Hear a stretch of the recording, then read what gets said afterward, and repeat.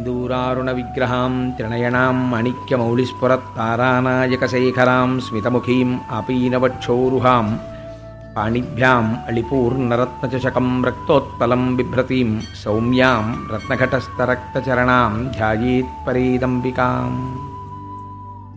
हरिः ओम्। పరమేశ్వర స్వరూపమైన సభకి నమస్కారం. భగవంతుని యొక్క నిర్హేతుక కృపాకటాక్ష వీక్షణముల చేత అమృతోత్పాదనమైన తరువాత ఆ అమృతాన్ని సేవించినటువంటి దేవతలు వృద్ధాప్యమును మరణమును పోగొట్టుకున్నవారై మళ్ళీ పోయినటువంటి సామ్రాజ్యాన్ని చీజిక్కించుకొని అత్యంత వైభవంతో జీవితాన్ని గడుపుతున్నారు. ఇక్కడ ఒక గొప్ప ఆశ్చర్యకరమైనటువంటి సంఘటన జరిగింది. అమృతం తాగారు కాబట్టి దేవతలకి వృద్ధాప్యం లేదు, అమృతం తాగారు కాబట్టి దేవతలకి మరణం లేదు. కాబట్టి ఇప్పుడు దేవతలు పరమ సంతోషంగా రాజ్యం చెయ్యొచ్చు. అమృతం తాగేశారు కాబట్టి ఇంకా వారు ఎవరి చేత ఓడింపబడరా. అమృతము తాగిన వారు కాబట్టి ఇంకా వారిని నిర్జించగలిగినటువంటి శక్తి ప్రపంచంలో వేరొకటి లేదా?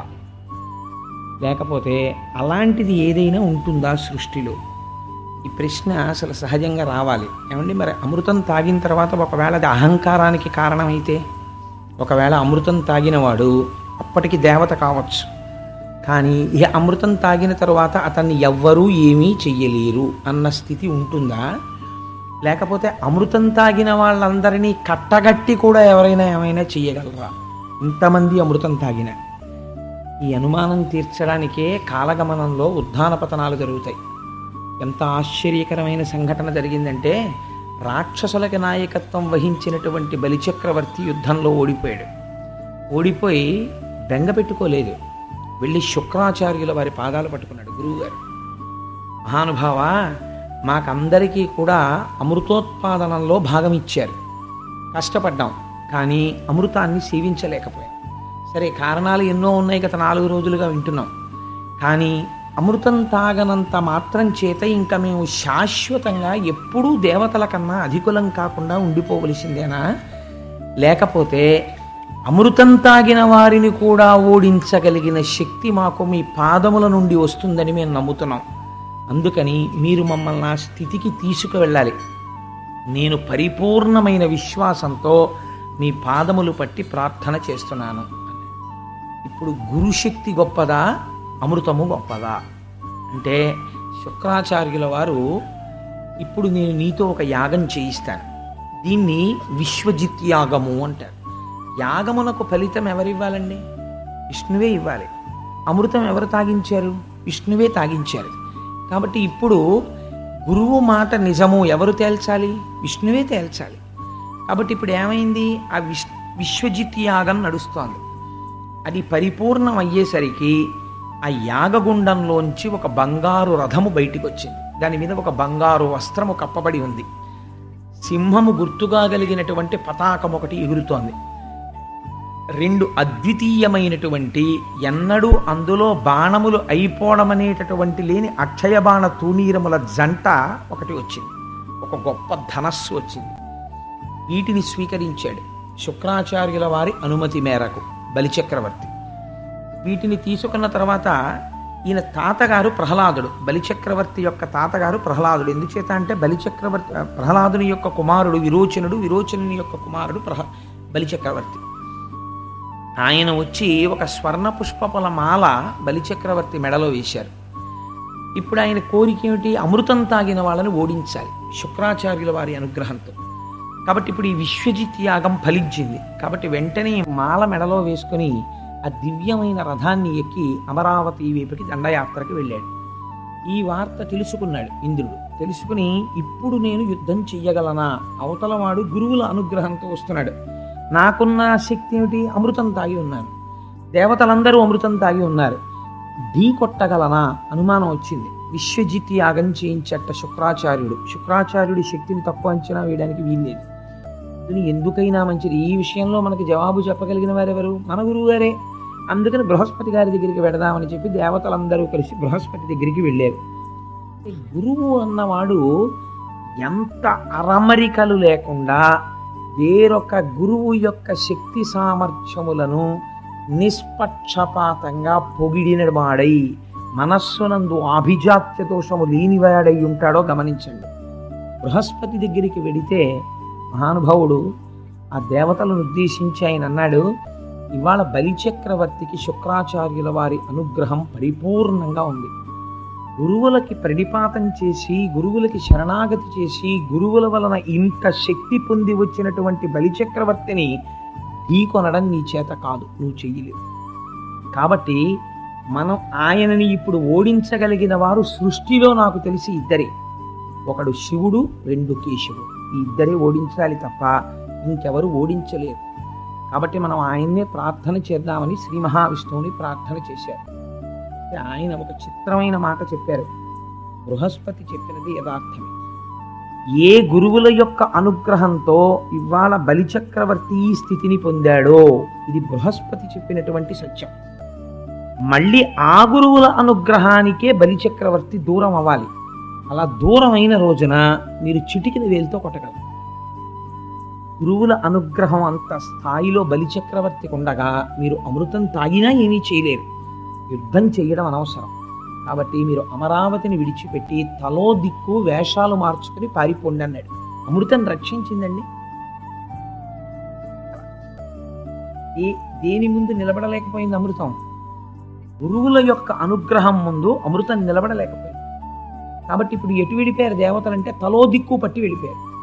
వెళ్ళిపోతే బలిచక్రవర్తి అమరావతికి వచ్చి చూశాడు. ఒక్కరు లేరు ప్రతిఘటించడానికి. అసలు అలాంటి యుద్ధం ఉంటుందని ఊహించలేదు. ఎందుకని అంతకుముందు గొప్ప యుద్ధం జరిగింది. తీరా అమరావతికి వస్తే అసలు తనని ఎదిరించి పోరాడేటటువంటి ఒక్క యోధుడు అక్కడ లేడు. గొప్ప దివ్యమైనటువంటి అమరావతి పట్టణాన్ని చూశాడు. సునాయాసంగా తనదైపోయింది. ఇంద్రసింహాసనం మీదకి ఎక్కి కూర్చున్నాడు.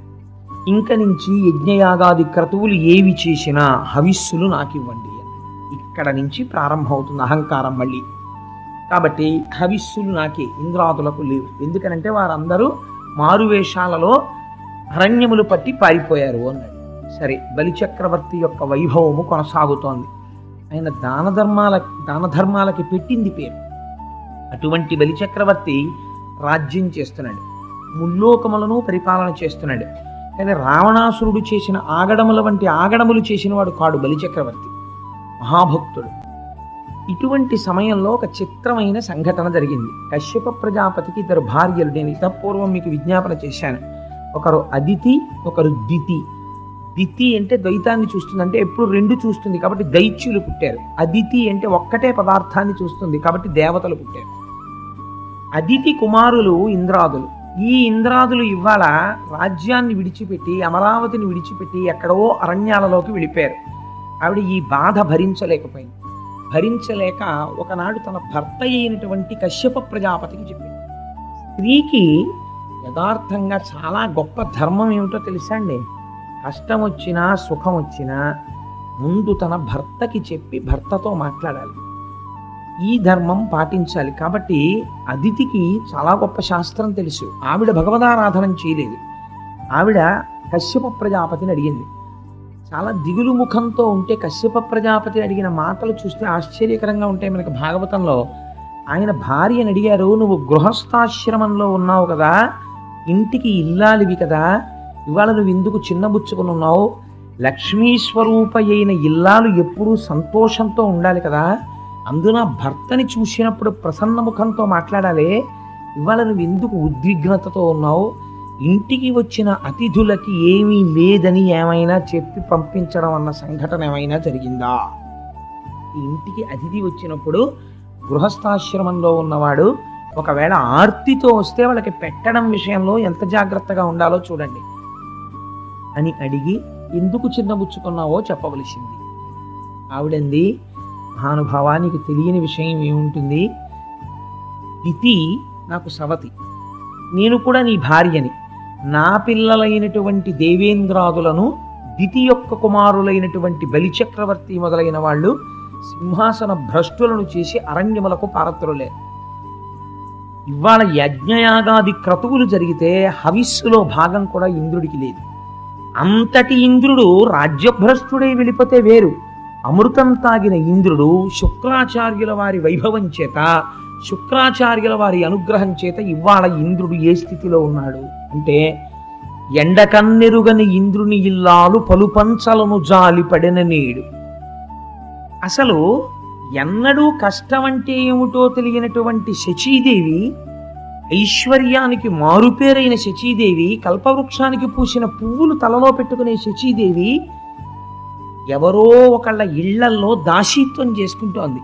ఎండకన్నెరుగని ఇంద్రుని ఇల్లాలు పలుపంచలను జాలిపడెను నేడు, త్రిభువన సామ్రాజ్య విభవమ్ము కోల్పోయి దేవేంద్రుడు అడవుల తిరిగే నేడు, అమరులకు ఆధారమవు అమరావతి అసురుల కాటపట్టయ్య నేడు, యాగభాగమెల్ల అతడాహరించును కడకి దేవతలకొక్క కడియ నీడు, బలి జగముల నెల్ల బలియుచునున్నాడు వాని అనప ఇంద్రునకు అసాధ్యంబు అగును. వాళ్ళ ఇంద్రుడి యొక్క పరిస్థితి ఏమిటంటే, అరణ్యములు పట్టి పారిపోయాడు. ఇంద్రుని కుమారులైనటువంటి జయంతుడు మొదలైనటువంటి వారు శబరార్భకుల వెంట తిరిగేనేడు. ఎక్కడో అరణ్యంలో తిరిగేటటువంటి బోయజాతికి చెందినటువంటి పిల్లలతో కలిసి ఆడుకుంటున్నారు గుర్తుపట్టలేని విధంగా. అందుకని అమరులకు ఆధారమవు అమరావతి అసురుల కాటపట్టయ్యనేడు. అమరులందరూ కూడా ఉండవలసినటువంటి అమరావతి ఇవాళ రాక్షసులకి చీచిక్కింది. బలి జగముల నెల్ల బలిగిచునున్నాడు వాని గెలువరాదు వాసవనకు.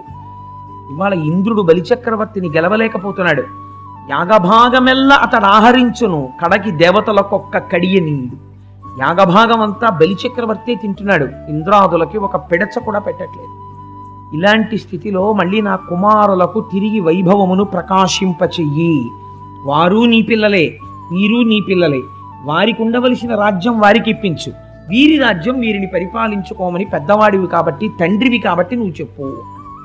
కశ్యప ప్రజాపతి అంటే ఎంతటి బ్రహ్మజ్ఞానం చూడండి. ఆయన నవ్వు నవ్వి అన్నారు, అదితి ఈ భార్యలేమిటి, కొడుకులేమిటి, రాజ్యాలేమిటి, సింహాసనాలేమిటి, గొడవలేమిటి, ఒకడినొకడు సింహాసనం నుంచి భ్రష్టుణ్ణి చేసుకోవడం ఏమిటి, నాకు ఇదంతా చాలా అయోమయంగా ఉంది. ఈ సంబంధాలకు శాశ్వతత్వం ఒక సత్యము ఉన్నాయని నువ్వు అనుకుంటున్నావా? నేను అలా అనుకోవట్లేదు. ఉన్నది బ్రహ్మం ఒక్కటే అని నేను అనుకుంటున్నాను. నువ్వు విష్ణుమాయనందు బాగా పడ్డావు అదితి. నీకందుకని ఇవాళ నీ బిడ్డలు దితి బిడ్డలు అని రెండుగా కనపడుతున్నారు. ఒకరికి ఐశ్వర్యం పోయింది, ఒకరికి ఐశ్వర్యం ఉంది అని బాధపడుతున్నావు. నేను ఒక్క మాట చెప్పనా, ఈ ప్రపంచంలో కష్టంలో ఉన్నవాణ్ణి రక్షించగలిగిన వాడు ఈశ్వరుడు ఒక్కడే తప్ప నన్ను అడుగుతానేమిటి రక్షించమని. కాబట్టి నేను కాదు రక్షించవలసిన వాణ్ణి. నీకు నిజంగా రక్షణ పొందాలి, నీ కొడుకైనటువంటి దేవేంద్రుడు ఆ దేవతలు తిరిగి సింహాసనాన్ని పొందాలి అని నువ్వు అనుకుంటే, మహానుభావుడు ఆ సర్వేశ్వరుండు ఆ జనార్దనుని పూజింపుము. ఆ జనార్దనుణ్ణి పూజిస్తే ఆయన కానీ ప్రీతి చెందాడా, ఈశ్వరుడు కానీ అనుగ్రహించాడా? భగవంతుడు సులభుడై ప్రసన్నుడైతే అసలు సృష్టిలో జరగలేని కార్యక్రమం ఒకటి ఉన్నది అని నేను నమ్మడం. ఆ సర్వేశ్వరుడైనటువంటి శ్రీమన్నారాయణుణ్ణి సేవించు, ఆయన భక్త సులభుడు. ఆయన అనుగ్రహం పొందితే నువ్వు తిరిగి ఇంద్రాదులకు రాజ్య వైభవాన్ని పొందుతావు అని పయోభక్షణము అనబడేటటువంటి ఒక వ్రతాన్ని కల్పంతో ఉపదేశం చేశాడు. 12 రోజులు నువ్వు ఈ వ్రతం ఆచరించు. ఆ వ్రతం చాలా గమ్మత్తుగా ఉంటుంది. అది మనందరం చేసే వ్రతం కాదు. ముళ్ళ పంది లేదా అడవి పంది తన కోరతో పైకెత్తినటువంటి మట్టిని తీసుకుని ఒంటికి రాసుకుని స్నానం చేయాలి. ఏదో షష్ఠి పూర్తికి ప్రవహించే నదిలో స్నానం చేసి పీటల మీద కూర్చున్నట్టుగా ఉండాలి దానికి. అలా స్నానం చేసి చాలా జాగ్రత్తలు తీసుకుని 12 రోజులు నువ్వు ఆ కల్పాన్ని ఉపాసన చెయ్యగలిగితే, భగవంతుణ్ణి సేవించగలిగితే 12 రోజులలో నీకు శ్రీమన్నారాయణుని యొక్క అనుగ్రహం కలుగుతుంది.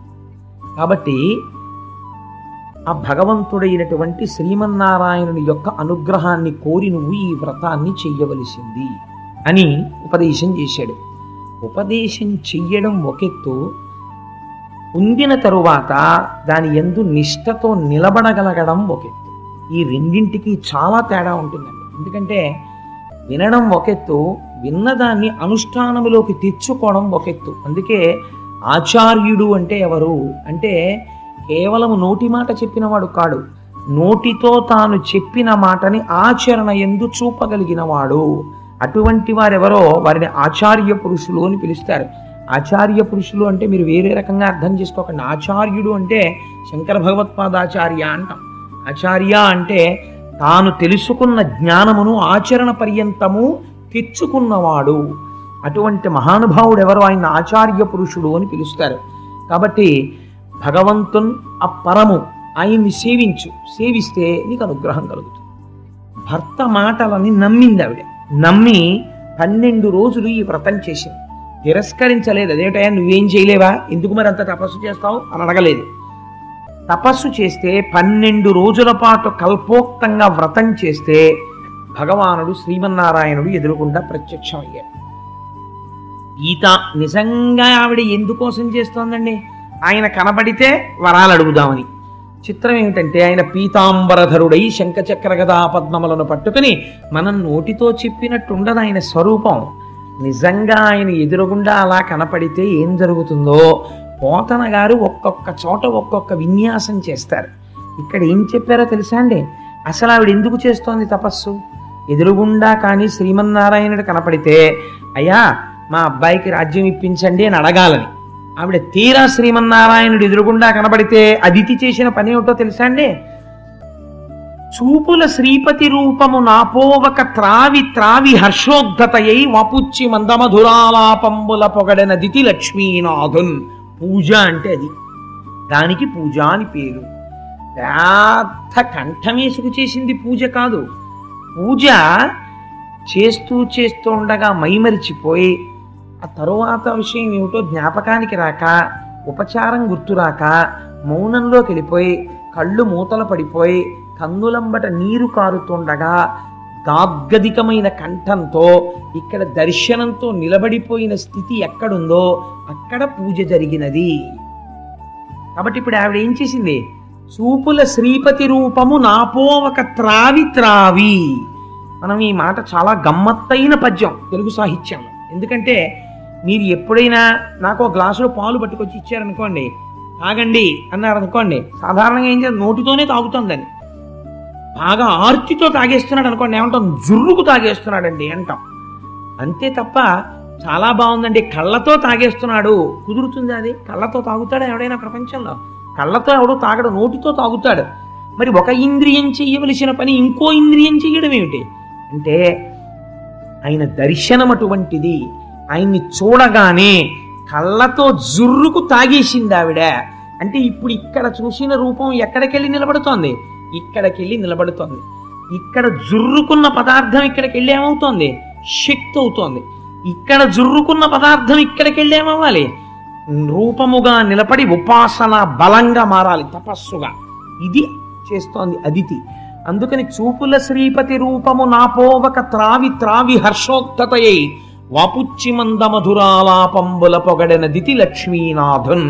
గట్టిగా కంఠం రాక ఏం మాట్లాడుతోందో కూడా వినపడకుండా ఏదో గొణుక్కుంటున్నట్టు అలా చూస్తూ ఉండిపోయి, అయ్య బాబోయ్ ఆ కౌస్తుభం ఏమిటి, ఆ ముఖం ఏమిటి, ఆ ఊర్ధపుండ్రాలు ఏమిటి, ఆ కిరీటం ఏమిటి, ఏదో గొణుకుతోంది అంతే. ఆ స్తోత్రం ఎవరికి వినపడాలి అంటే అంతటా నిండి నిబిడీకృతమైన వాడెవడో వాడికి ఒకడికే వినపడాలి ఆ స్తోత్రం.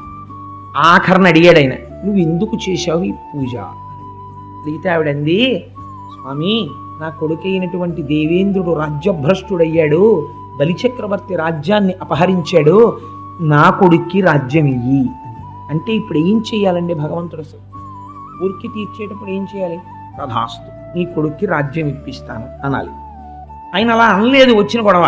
ఆయన అన్నారు, నీ కోడండ్రును నీ కుమారవరులు నీనాథుడు నీవున్ సంశ్లోకింపన్ సుతులున్ పతుల్ సమ్మోదింప రాత్రించరుల్ శోకింపన్ భవదీయ గర్భమున తేజోమూర్తి జన్మించదన్ నాకున్ వెడుక పుట్టు నీ సుతుడనై నర్తించి వర్తింపగా.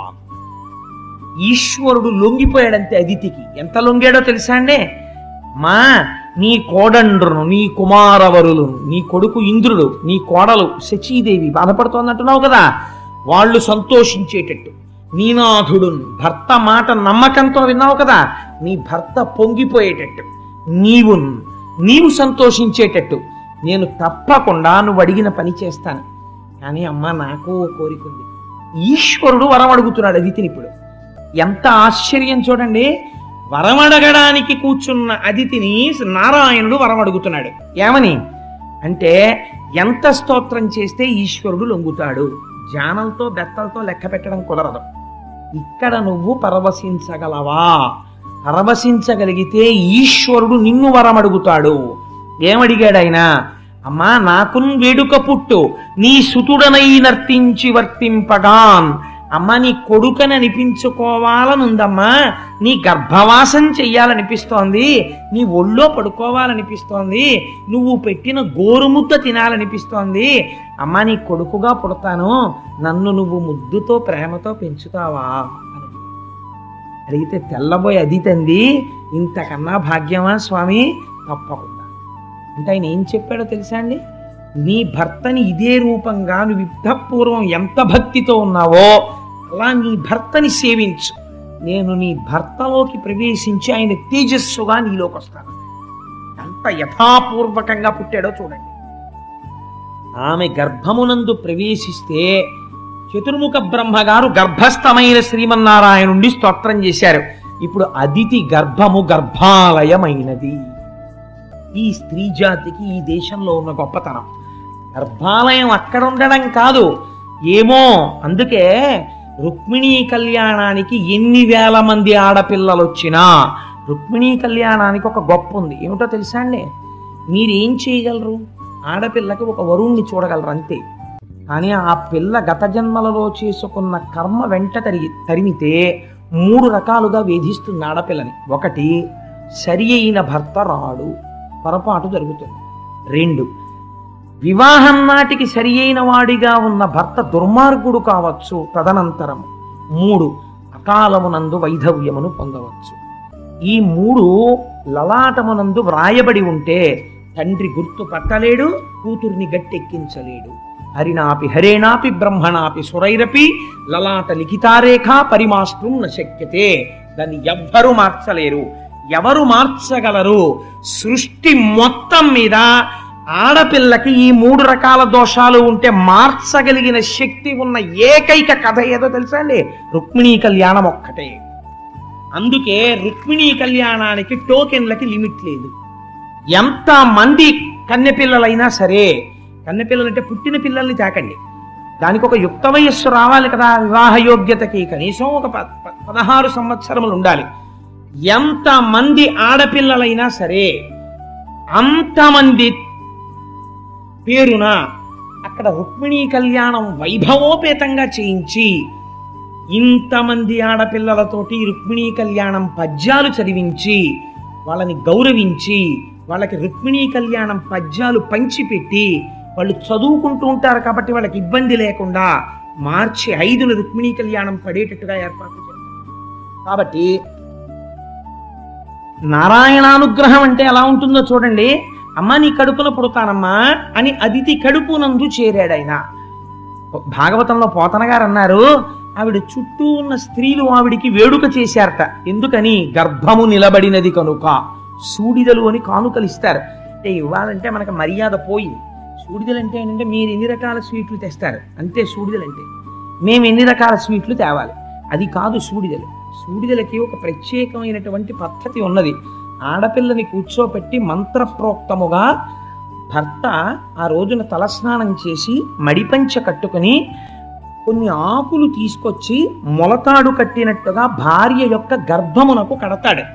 ఆ గర్భమునకు దేని వలన ప్రమాదము రాకుండా భర్త అపేక్షిస్తాడు దేవతానుగ్రహాన్ని. దాన్ని సూడిద అని పిలుస్తారు. కానుక, భర్త ఇస్తున్న కానుక. తన తేజస్సు ధరించి తన వంశాన్ని పెంచుతోంది కనుక ఈ శుభవార్త విని ముత్తైదువులందరూ కానుకలిస్తారు, మధుర పదార్థాలు. దాన్ని సూడిదలు అంటారు. కానీ మీరు 6 రకాలు తెస్తారా, మీరు 8 రకాలు తెస్తారా? లడ్డు పెద్ద సైజు కాదని కొట్టుకున్న దుర్మార్గ బుద్ధిని సూడిదని శాస్త్రంలో పిలవరు. ఇవాళ ఏది ఎందుకు చేస్తున్నామో మనకే తెలియదు, అలాంటి స్థితి వచ్చేసింది. కాబట్టి అలా గర్భమునందు మహానుభావుడు ప్రవేశించాడు. తల శరీరము ఏర్పడుతున్నాయి కాబట్టి గర్భము నిలబడినది. సూడిదలు ఇచ్చారు. ఇచ్చి అదితిని సేవించారు. ఇలా జరుగుతుండగా మహానుభావుడు ఒకానొక సమయంలో ఆయనే నిర్ణయించుకున్నాడు ఆయన ఎప్పుడు పుట్టాలో కూడా. అమ్మ కడుపులో ఉండవలసినటువంటి కాలము పూర్తయిపోయిన తరువాత మంచి ముహూర్తం చూసుకుని ఆ శ్రావణ మాసంలో ద్వాదశి తిథి నాడు అభిజిత్ సంజ్ఞాత లగ్నంబునన్ భువనాధీశుడు పుట్టే మోహనగతిన్ పుణ్యవ్రతోపేతకున్ దివిజాధీశ్వరు మాతకున్ పరమపాతివ్రత్య విఖ్యాతకున్. ఎంత ఆశ్చర్యకరమైనటువంటి ప్రయోగం చేశారో చూడండి పోతన గారు. ఆయన ఎవరు అంటే ఆయన ఈ బ్రహ్మాండములన్నింటికీ కూడా నాయకుడైనటువంటి వాడు. అటువంటి వాడు ఇవాళ ఇన్ని బ్రహ్మాండములు నిండిపోయినటువంటి వాడు ఒక అమ్మ కడుపులో పట్టగలిగినంతటి వాడయ్యాడు. ఇది ఈశ్వరతత్వము. రెండు భిన్నత్వాలు, రెండు ఇమడనటువంటివి ఈశ్వరుడు ఎందుకు ఇముడుతాయి. అలా ఇమడగలిగితే ఈశ్వరుడు అంటారు. అలా ఇమడనిది కేవలము జీవబుద్ధితో ఉండిపోయిన వాడు అంటారు. నేను ఇక్కడుండి మా ఇంట్లో ఉండలేను, ఈశ్వరుడు ఉండగలడు. క్షీరసాగర మథనం చేసేటప్పుడు పాలసముద్రం ఒడ్డున ఉంటాడు, క్షీరసాగరంగా ఉంటాడు, కింద కూర్మావతారంగా ఉంటాడు, వాసుకిగా ఉంటాడు, చిలుకుతున్న వాళ్ళల్లో ఉంటాడు, ఇంతమందిగా ఉంటాడు. ఇలా ఉండగలిగిన వాడు కాబట్టి వ్యాపకత్వమును పొందిన వాడు విష్ణువు అయ్యాడు, ఆయన నారాయణుడు అయ్యాడు. కాబట్టి ఇప్పుడు ఏం చేశాడు ఆయన అంటే శ్రావణ మాసంలో ద్వాదశి తిథి నాడు మిట్ట మధ్యాహ్నం వేళ గ్రహ చంద్రాది భద్రస్థితిన్ శ్రావణ ద్వాదశి నాడు శ్రోణనభిజిత్ సంజ్ఞాత లగ్నంబునన్ భువనాధీశుడు పుట్టెవామనగతిన్ పుణ్యవ్రతోపేతకున్ దివిజాధీశ్వరు మాతకున్ పరమ పాతివ్రత్య విఖ్యాతకున్. ఆయన పుడుతూనే ఉపనయనం చేసుకోవలసినటువంటి వయస్సు పొందినటువంటి బాలుడిగా జన్మించాడు. పుడుతూ శంఖచక్ర గదా పద్మములతో శ్రీమన్నారాయణుడిగా పుట్టాడు. అసలు ఉపనయనం చేసుకున్న వాళ్ళకి వామన కథ వినిపిస్తారు, అదో గమ్మత్తు. అందుకని ఆ పిల్లవాడు పుడుతూనే కృష్ణ పరమాత్మకి మీరు ఎదర వింటారు, ఎన్ని బాల్య క్రీడలో మహానుభావుడివి. వామనమూర్తికి అలా లేవు. శ్రీమన్నారాయణుడిగా దర్శనమిచ్చాడు చిన్నపిల్లవాడిగా. అదితి స్తోత్రం చేసింది, కశ్యప ప్రజాపతి స్తోత్రం చేశారు.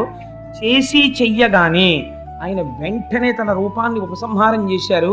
ఉపనయనం చేసుకునే వయస్సు ఉన్నటువంటి వటువుగా మారిపోయారు, బ్రహ్మచారిగా. ఓ 8 సంవత్సరముల పిల్లవాడిగా మారిపోయారు.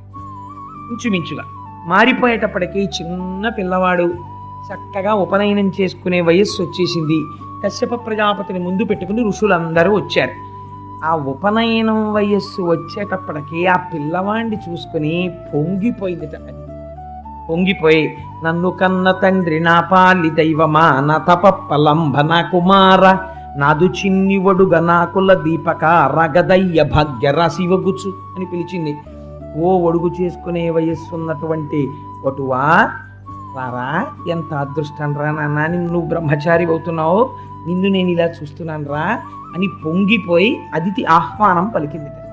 పలికితే కశ్యప ప్రజాపతి ఆయనకి కౌపీనం ఇచ్చారు, లేదా కశ్యప ప్రజాపతి ముంజగడ్డితో చేసినటువంటి మొలత్రాడుని ఇచ్చారు. తల్లి అదితి కౌపీనం ఇచ్చింది. సాక్షాత్తుగా చతుర్ముఖ బ్రహ్మగారు కమండలాన్ని ఇచ్చారు. సరస్వతీదేవి అక్షమాలనిచ్చింది, జపమాలని. సూర్య భగవానుడు ఆదిత్య మండలంలోంచి కిందికి దిగి గాయత్రి మంత్రాన్ని ఉపదేశం చేశాడు. చంద్రుడు చేతిలో పట్టుకునేటటువంటి మోదుగ కర్రతో కూడినటువంటి దండాన్ని ఇచ్చాడు. ఇంతమంది ఇన్ని ఇస్తే కృష్ణాజినంతో కట్టుకునేటటువంటి నల్లటి జింక చర్మం ఒకటి కట్టిస్తారు. ఆ నల్లటి జింక చర్మాన్ని దేవతలు పట్టుకొచ్చి ఇచ్చారు. యజ్ఞోపవీతాన్ని పట్టుకుని దేవతల యొక్క గురువైనటువంటి బృహస్పతి వచ్చాడు. వీళ్ళందరూ ఉపనయన మంత్రాలతో ఈ పిల్లవాడికి సంస్కారాలన్నీ చేశారు. చేసిన తరువాత భిక్షాపాత్రిక నిచ్చెను యక్షేషుడు వామనునకు అక్షయమనుచున్ సాక్షాత్కరించి పెట్టెను భిక్షునకు భవాని పూర్ణ భిక్ష నరేంద్ర. ఆయనకి సాక్షాత్తుగా కుబేరుడు భిక్షాపాత్రిక నిచ్చెను. ఉపనయనం చేసుకున్నటువంటి వటువు భిక్షకు వెడతాడు. ఆ భిక్షకి వెళ్ళేటప్పుడు చేతిలో ఒక పాత్ర పట్టుకుని వెడతాడు. అందుకని ఆ భిక్షాపాత్రిక నిచ్చెను యక్షేషుడు వామనులకు అక్షయమనుచున్ సాక్షాత్కరించి పెట్టాను. ఇప్పుడు అందులో అమ్మ భిక్ష వెయ్యాలి. ఆ పాత్రలో మొదటి భిక్ష వేసే అధికారం అమ్మదే. అలాంటిది మరి ఇప్పుడు ఆయనకెవరు వేయాలి భిక్ష అంటే భవాని పూర్ణ భిక్ష నరేంద్ర. పరమశివుని యొక్క ఇల్లాలైనటువంటి పార్వతీదేవికి భవానీ అని పేరు. భవానీ అని ఆవిడ స్థానేశ్వర పీఠాధిపతి, పీఠానికి అధిదేవతగా ఉంటుంది. లోకములనన్నిటినీ పోషించే రూపం కాబట్టి భవానీ అని పేరు. అందుకని ఇప్పుడు అమ్మ మొదటి పోషణ చేస్తుంది. అందుకని ఆవిడ తల్లిగా దిగి వచ్చి మొట్టమొదటి భిక్ష ఆ వటువుకి ఇచ్చింది. ఇక్కడ మనకు ఒక గమ్మత్తు ఉంటుంది. ఆనాటి నుంచి ఈనాటి వరకు ఉపనయనానికి ఇదే సంప్రదాయం. ఆనాడు ఏవి ఇచ్చారో ఇప్పటికీ ఉపనయనంలో అవే ఇస్తారు. క్రతువులో మార్పు ఉండదు. ఇవి ఎందుకు ఇస్తారు అంటే పసుపులో ముంచి ఆరవేసినటువంటి బట్ట కట్టిస్తారు పిల్లవాడితోటి 16 రోజుల పండగ వరకు. ఎందుకో తెలుసా అండి అలాగా పసుపులో ముంచిన బట్ట కడతారు? చాలామంది తెలియక ఇవన్నీ అర్థం లేని ఆచారాలండి అంటుంటారు. బృహస్పతి అని దేవగురు ఉన్నారు. ఆయన వల్ల విద్య ప్రకాశిస్తుంది. ఆ విద్యా ప్రకాశమునిచ్చేటటువంటి గురుగ్రహానికి అత్యంత ప్రీతిపాత్రమైన రంగు పసుపు. జ్ఞానాన్ని ఇవ్వగలిగినటువంటి శ్రీమన్నారాయణుడు పీతాంబరధారి అయి ఉంటాడు. పసుపులో ముంచిన బట్ట కట్టుకు కూర్చుంటే ఒకటి మంగళప్రదం, 2 గాయత్రీ మంత్రోపాసన ఎందు సిద్ధి కలుగుతుంది, తొందరగా జ్ఞానం కలుగుతుంది. ఇతపూర్వం లేని విధంగా 3 పూట్ల స్నానం చేసి సంధ్యావందనం చేస్తాడు. చేసేటప్పుడు ఒంటికి పట్టినటువంటి చెమట చేత చర్మరోగాలు రాకుండా పసుపు కాపాడుతుంది. వైద్యంలో పసుపు క్రిమి సంహారకం. అందుకని పసుపులో ముంచిన బట్ట కడతారు. కట్టి ఆ పిల్లవాడికి చేతిలో మోదుగ కర్రతో చేసినటువంటి దండం చేతిలో పెడతారు. ఇవాళ మనం ఎందుకు పట్టుకుంటున్నాం మనకే తెలియదు. కర్ర పట్టుకుంటే వెంటనే మనిషిలో ఒక వ్యగ్ర బుద్ధి ఏర్పడుతుంది. కర్ర చేతిలో పట్టుకు కాసేపు కూర్చున్నాడు అనుకోండి, దేన్నో దాన్ని ఇలా ఇలా కాసేపు కొట్టాలనిపిస్తుంది. అలా కొట్టడం మొదలెట్టాక ఏదో జంతువుని కొట్టాలనిపిస్తుంది, మనుషుల్ని కొట్టాలనిపిస్తుంది. ఓసారి అయితే రామాయణంలో చెప్పాను ఈ కథ, మీకు గుర్తుందో లేదో, ఒక మహాతపస్వి హంతకుడైపోయాడు. ఒక కర్ర ఇచ్చాడు ఇంద్రుడు. కాబట్టి ఆ కర్ర మనిషిని పాడు చేసేస్తుంది. మరి అటువంటిది కర్ర ఎందుకు ఇస్తారండి, దండం ఎందుకు ఇస్తారు బ్రహ్మచారికి? వాడు వృద్ధిలోకి రావలసిన వాడు కదా. అంటే ఏ కర్ర పడితే ఆ కర్ర చేతిలో పెట్టకూడదు, మోదుగ కర్ర చేతిలో పెడతారు. మోదుగకి అధిష్టానం చంద్రుడు. చంద్రమా మనసోజాతః. ఆ కర్ర చేతిలో పట్టుకుంటే మనస్సు సత్వగుణ ప్రధానమై ఈశ్వరాభిముఖాన్ని పొందుతుంది. అందుకని మోదుగ కర్ర పట్టిస్తారు చేత్తోటి. అరణ్యానికి వెళ్ళినప్పుడు గురువుల దగ్గర చదువు నేర్చుకునేటప్పుడు క్రూర మృగాలో, ఆవులో, మేకలో, పావులో వస్తాయి. వాటిని కొట్టడానికి ఉపయోగపడుతుంది. హింసాకార్యమునందు బుద్ధి మొలకెత్తకుండా ఉంటుంది. అందుకని చేతిలో ఆ మోదుగ కర్ర పెడతారు. పెట్టి కౌపీనం పెడతారు. కౌపీనం పెట్టడం వెనకాతల రహస్యం ఏమిటో తెలుసా అండి? బ్రహ్మచారి నుంచి సన్యాసి వరకు కౌపీన ధారణం చేస్తారు. మనిషి శరీరంలో ఉన్నటువంటి తేజశక్తి అధోముఖంగా వెళ్ళిపోకుండా దాన్ని ఓజోశక్తిగా గొప్ప బ్రహ్మవర్చస్సుగా మారుస్తుంది. అందుకని కౌపీన ధారణం చేయిస్తారు. చేయించి తర్వాత కృష్ణాజినం కడతారు. నల్లటి కృష్ణజింక మృగాన్ని ఒంటికి చిన్న ముక్కైనా సరే కడతారు. ఆ చర్మమునందు అపారమైన సత్వగుణం ఉంటుంది. బ్రహ్మచారి మనస్సు అటు ఇటు చెదరకుండా భగవంతుని యందు మగ్నమవుతుంది. అమ్మ మొట్టమొదటి భిక్ష పెడుతుంది. ఎందుకంటే ఇక నుంచి ఇంట్లో అన్నం ఉండదు. గురుకులానికి వెళ్ళిపోతాడు. వెళ్ళిపోతే గురువుగారు భిక్షావందనం చేసి అన్నిళ్ళకి వెళ్ళి భిక్ష పట్టరారా అంటారు. ఆ భిక్ష మొట్టమొదటి భిక్ష అమ్మ చేతి భిక్ష పుచ్చుకుంటే ఆ పరిపూర్ణమైనటువంటి ప్రేమని పొందుతాడు. ఈ ప్రేమ మళ్ళీ స్నాతకానికి వచ్చేంత వరకు కాపాడుతుంది. అమ్మ చేతి ముద్ద అంత గొప్పది. కాబట్టి విద్యాభ్యాసానికి వెళ్ళిపోయేటటువంటి వాడు తినవలసిన ముద్ద ఎవరి చేత? అమ్మ చేతి ముద్దే తినాలి, భిక్షాపాత్రలు. అందుకే బియ్యంతో కలిపి వేస్తారు. అసలు ఉపనయనానికి భిక్షకి వెళ్ళే వాళ్ళు ఒక పెద్ద దోషం జరుగుతుంది. మనం చేసేవన్నీ తప్పు పనులే. మనం చాలా గొప్ప పనులు చేసామని మనం అనుకుంటాం. అక్కడికి వెళ్ళి భిక్ష వేస్తాం వటువుకి. వటువుకి భిక్ష వేసేటప్పుడు ఏదో వెండి గిన్నె, ఓ ఉద్ధరణం ఏదో పట్టుకెడతారనుకోండి, అది వేరు విషయం, డబ్బులోను. ఆయనకి వెయ్యవలసింది ప్రధానంగా ఆయన శరీర పోషణకి ఏదో ఒక పదార్థం, బియ్యం వేస్తారు. బియ్యం ఇంటి నుంచి పట్టుకెళ్ళిన వాళ్ళు ఉంటారా? భిక్ష మీరు వేసిన వెండిగింది కాదు. బ్రహ్మచారి వెండిగింది లట్టుకుని గురుగారి దగ్గరికి పెడతాడేమిటి? అవి కాదు కావలసింది. మీ ఆశీర్వచనంతో మీరు ఆయనకి భిక్షాపాత్రలో వెయ్యాలి. ఆ బియ్యం వేసేటప్పుడు దక్షిణ కలుపుతారు, కానుక కలుపుతారు.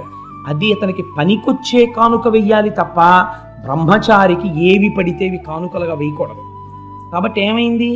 బియ్యం వాళ్ళింట్లో బియ్యం పట్టుకెళ్ళి వాళ్ళింట్లో భిక్ష చేస్తారు వటువుకి. నీదేమిచ్చావు వటువుకి? వాళ్ళింట్లో బియ్యం అని ఇవ్వడం నువ్వు పట్టుకెళ్ళాలి. నువ్వు పట్టుకెళ్ళి ఉపనయనానికి వెళ్ళినప్పుడు నువ్వు వెయ్యాలి బియ్యం. అంతేకాని అంటే వీడో పెద్ద యాచకుడు, వీడు భిక్ష వెయ్యడానికి వెళ్ళి వాళ్ళ ఇంట్లో భిక్ష పుచ్చుకుంటాడు. కాసిన బియ్యం ఇవ్వండి అని అడిగి పుచ్చుకొని భిక్ష వేస్తుంటారు. అంటే అసలు శాస్త్రం ఏం చెప్పింది అన్న మర్యాద పోతుంది, పక్కకి పోయి ఇదంతా ఒక కృతకమైన ఏర్పాటు కింద జరిగిపోతుంటుంది యాంత్రికంగా. ఎంత మర్యాదగా మాట్లాడుతున్నారో చూడండి. నారాయణుడంతటి వాడు ఉపనయనం చేసుకుంటే బ్రహ్మచారిగా నిలబడితే ఎంత జాగ్రత్తగా ప్రవర్తించాడో చూడండి. భిక్షాపాత్రిక నిత్యను యక్షేషుడు వామనునకు అక్షయమనుచున్ సాక్షాత్కరించి పెట్టెను భిక్షునకు భవాని పూర్ణ భిక్ష నరేంద్ర. ఆ భవాని అమ్మ వచ్చి పూర్ణ భిక్ష పెట్టి ఇవి తీసుకుని మహానుభావుడు బయలుదేరాడు. ఎక్కడికి బయలుదేరాడు అంటే ఉపనయనంలో అనేక మంది బ్రాహ్మణులు వచ్చారు ఆశీర్వచనం చేయడానికి. ఈ వచ్చినటువంటి బ్రాహ్మణులందరినీ ఒక మాట అడిగాడు. ఏమయ్యా, మీ అందరికీ భూరిదానములు చేస్తూ ఇంత గొప్ప దాత ఎక్కడున్నాడు అన్నట్టుగా దానములు చేసి యజ్ఞయాగాది క్రతువులు చేసేవాడు ఎవరైనా ఉన్నాడా అని అడిగాడు. అంటే ముందు ఈ కీర్తిని పొందినవాడా అపకీర్తిని పొందినవాడా, తాను రక్షించాలా, తానేం చెయ్యాలి అంటే వచ్చిన బ్రాహ్మణులు అన్నారు, దానమునకు పెట్టినది పేరు బలిచక్రవర్తి. నర్మదా నది దాటిన తర్వాత ఇప్పుడు యాగం చేస్తున్నాడు. నువ్వు బ్రహ్మచారివి, నువ్వు అక్కడికి వస్తే బాగుంటుందన్నారు. ఆయన అవతార ప్రయోజనం కూడా అదే, బలిచక్రవర్తి దగ్గరికే వెళ్ళాలి ఇప్పుడు. ఎందుకని బలిచక్రవర్తిని నిగ్రహిద్దామంటే కుదరదు, యుద్ధం చేద్దామంటే. అదే మాట చెప్తాడు తర్వాత. అందుకని బయలుదేరి ఆ నర్మదా నది తీరాన్ని దాటి ఆ యాగం చేస్తున్నటువంటి ప్రదేశంలోకి వెళ్ళాడు. వెడితే దేవతలు నక్కి నక్కి నిలబడ్డారట.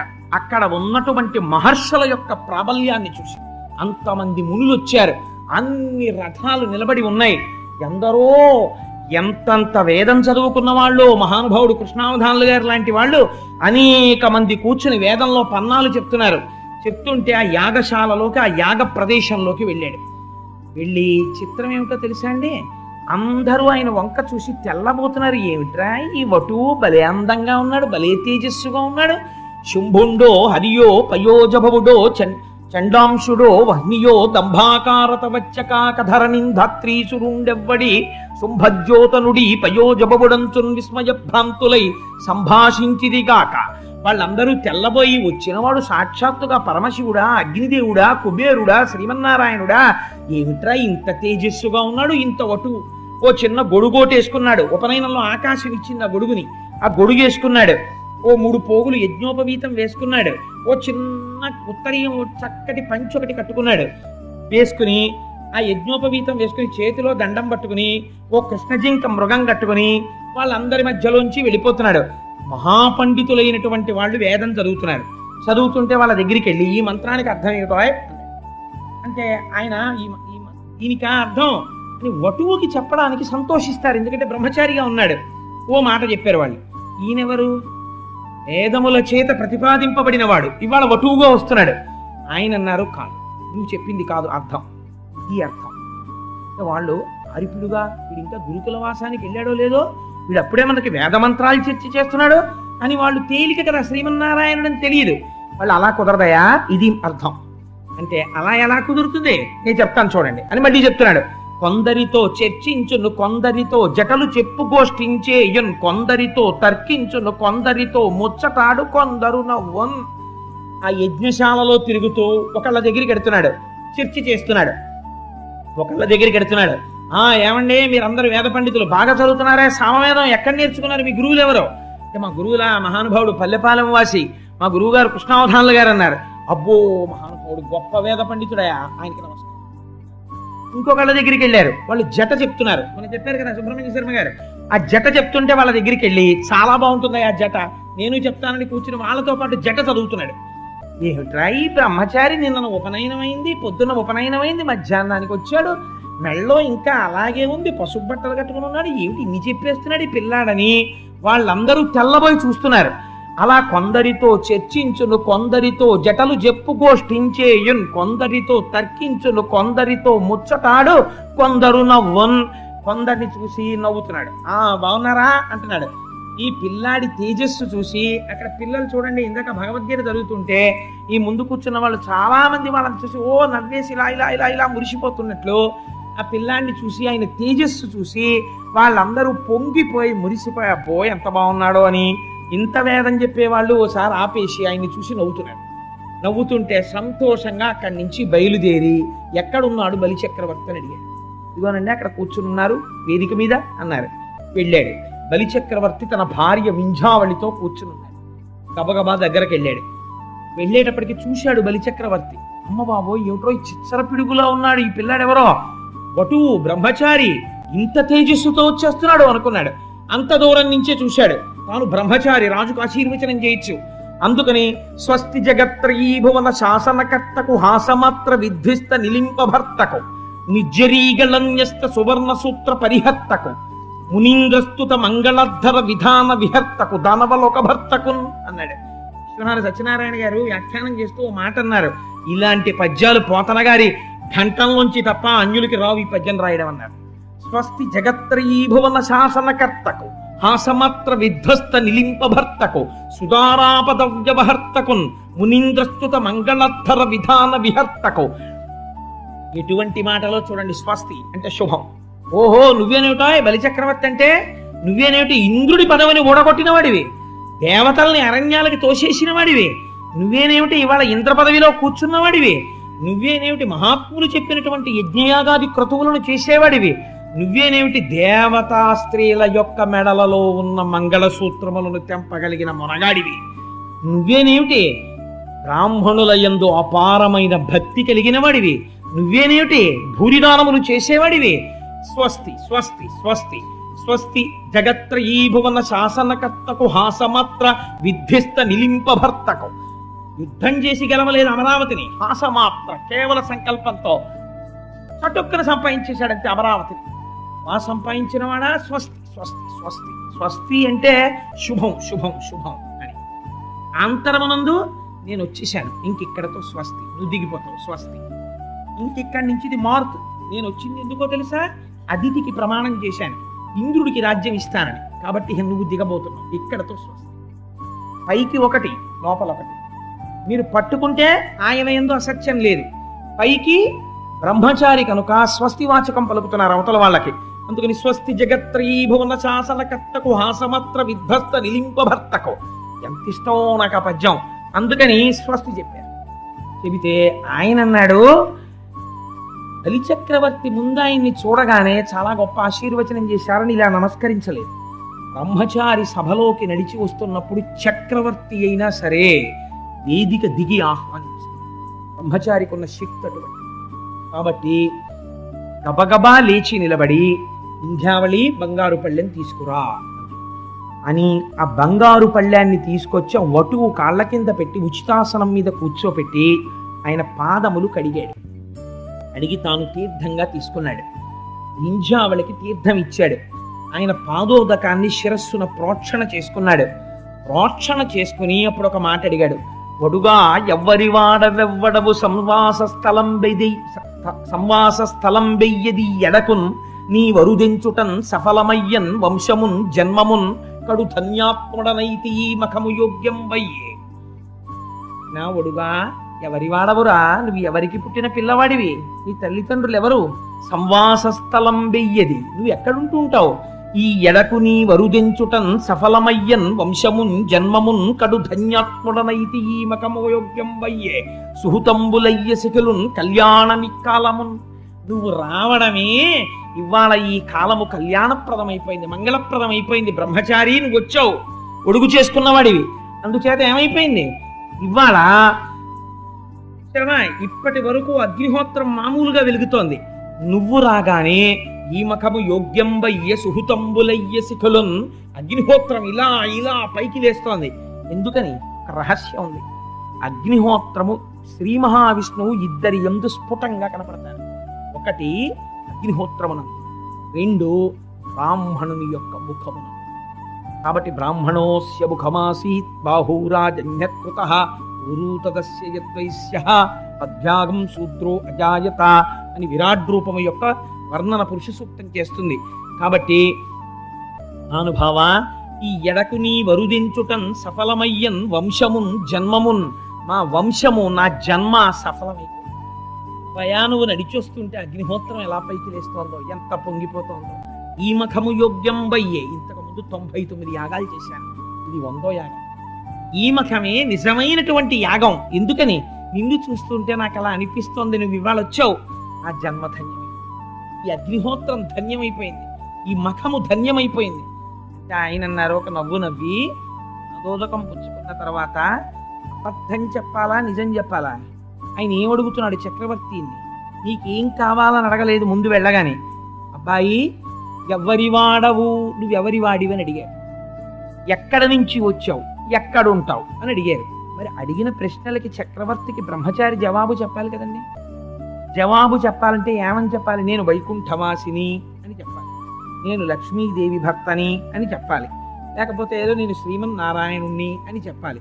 ఇవన్నీ చెప్పారనుకోండి ఆయన ఉలిక్కి పడిపోతుంది. కాబట్టి ఇప్పుడు సత్యం చెప్పాలా అసత్యం చెప్పాలా? అసలు అసత్యం అన్న ప్రశ్న శ్రీమన్నారాయణుడి దగ్గర రానేరాదు. ఆయనే సత్యం. సత్యమేవేశ్వరో లోకే సత్యం పద్మాశ్రితా సదా సత్యమూలాని సర్వాణి సత్యాన్నాస్తి పరమం పదం అంటాడు రామచంద్రమూర్తిగా అయోధ్యకాండలో. అటువంటి వాడు అసత్యం పలుకుతాడా? అందుకని ఆయన అన్నాడు, నువ్వు నన్ను 10 మాటలు నువ్వు ఎక్కడుంటావు అంటే నేనేం చెప్పను? నువ్వు ఎవరికి పుట్టినవాడివి, నీ తల్లిదండ్రులు ఎవరు అని 10 మాటలు అడుగుతున్నావు. నువ్వేం చదువుకున్నావు, ఏ వేదం చదువుకున్నావు, ఏ శాస్త్రం చదువుకున్నావు, నీకేం తెలుసు అని అడుగుతున్నావు. నేను ఇవన్నీ ఏమని చెప్పను? కానీ నువ్వు అడిగావు కాబట్టి ఈ ప్రశ్నలకు జవాబు చెప్తాను.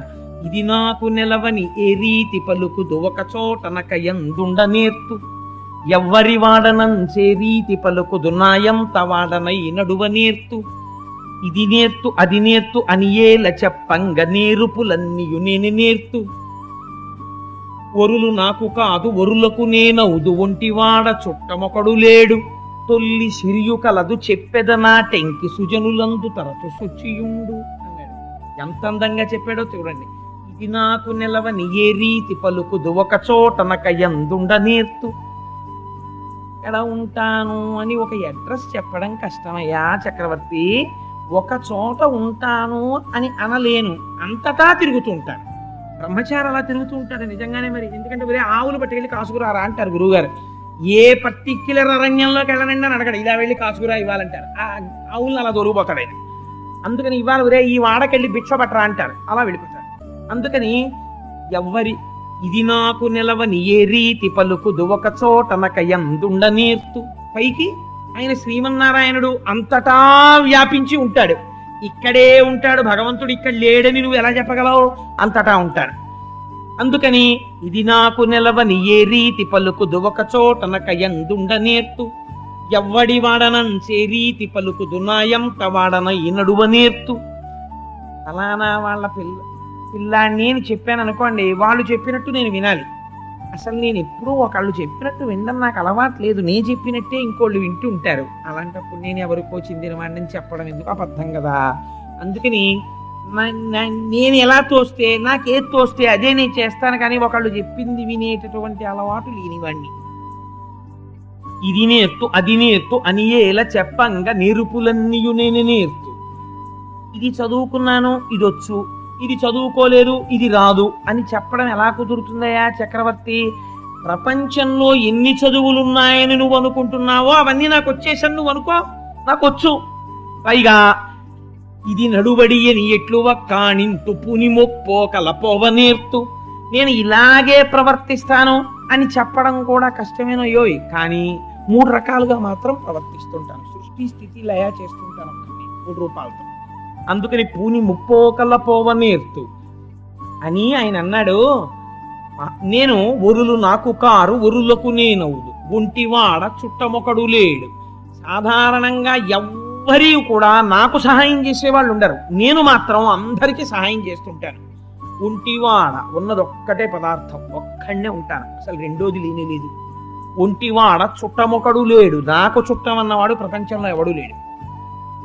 తొల్లి సిరియు కలదు. ఒకప్పుడు నాకు డబ్బు ఉండేది, ఎందుకని? ఎవరికో పిల్లాడిగా ఉన్నప్పుడు డబ్బులు ఉండేవి, కానీ ఇప్పుడు ఎలా ఉన్నాడు? బ్రహ్మచారిగా ఉన్నాడు. బ్రహ్మచారి నాకు ఇది ఉంది అని చెప్పుకోవడం కుదరదు, మళ్ళీ స్నాతకం వరకు అర్థమే చూసుకోకూడదు బ్రహ్మచారి. మరి అలాంటప్పుడు ఎలా కుదురుతుంది?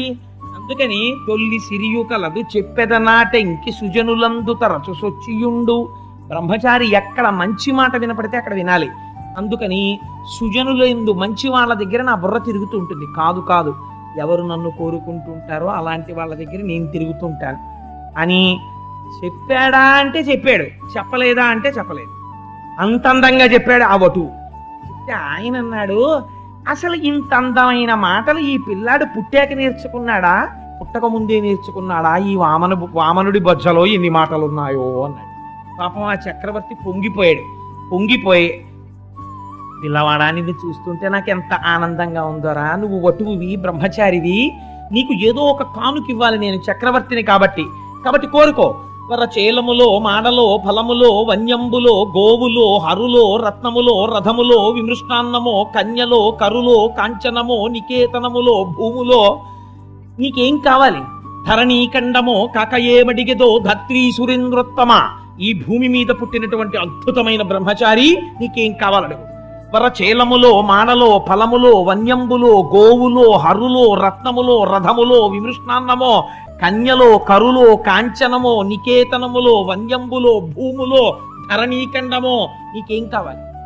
ధనం ఇమ్మంటావా, గోవులు ఇమ్మంటావా, కన్యలు ఇమ్మంటావా, రథాలు ఇమ్మంటావా, బంగారం ఇమ్మంటావా, వజ్రాలు ఇమ్మంటావా, భూమి ఇమ్మంటావా, రాజ్యంలో భాగం ఇమ్మంటావా, అరణ్యాలు ఇమ్మంటావా, లేకపోతే నీకు కావలసినటువంటి పరికరాలు ఇమ్మంటావా, చీరలు కావాలంటావా, పంచెలు కావాలంటావా, పట్టు వస్త్రాలు కావాలంటావా, ఆభరణాలు కావాలంటావా? నేను బలిచక్రవర్తిని, నేను ఏదైనా ఇవ్వగలిగిన సమర్థుణ్ణి, అడుగు నీకు ఇచ్చేస్తాను. ఆయన అన్నాడు నవ్వు నవ్వి, ఎంత గొప్ప మాట అన్నావోయ్ బలిచక్రవర్తి, నాకేది కావాలంటే అది నువ్వు ఇస్తావా? ఎవరండి ఆయన? ఇవ్వగలిగిన శక్తిని ఇవ్వగలిగిన వాడు ఆయన, లక్ష్మీపతి. ఆయనకి ఈయన ఇస్తానంటున్నాడు.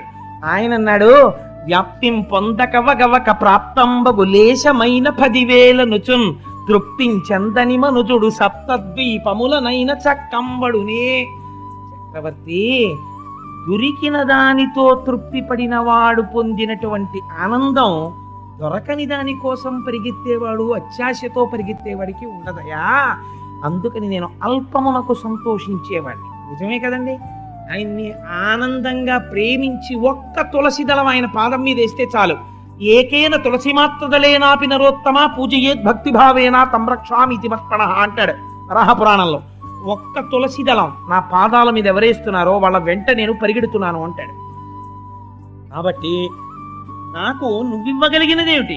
నేను తృప్తి పొందేవాణ్ణి. అయినా కూడా నువ్వు అడిగావు కదా, ఏదో ఒకటి పుచ్చుకో అంటున్నావు కదా. ఒంటివాడ నాకు 1 అడుగుల మెరయిమ్ము నేను మెరయొల్ల. నువ్వు నాకు ఇవ్వవలసినటువంటిది అంటూ ప్రపంచంలో ఉంటే ఒక్కటే, ఏమిటో తెలుసా? ఒంటివాడ నాకు 1 అడుగుల మెరయిమ్ము నేను మెరయొల్ల. నువ్వు నాకు 1 అడుగులి. ఎంత గమ్మత్తుగా అడిగాడో చూడండి. చాలా మంది దీన్ని కూడేసి 3 అడుగులు ఇమ్మన్నాడు బలిచక్రవర్తి అని అడుగుతారు. అలా అడగలేదు ఆయన. అడిగేటప్పుడు వామనావతారంలో బలిచక్రవర్తి అని అడిగింది చాలా గమ్మత్తుగా అడిగాడు.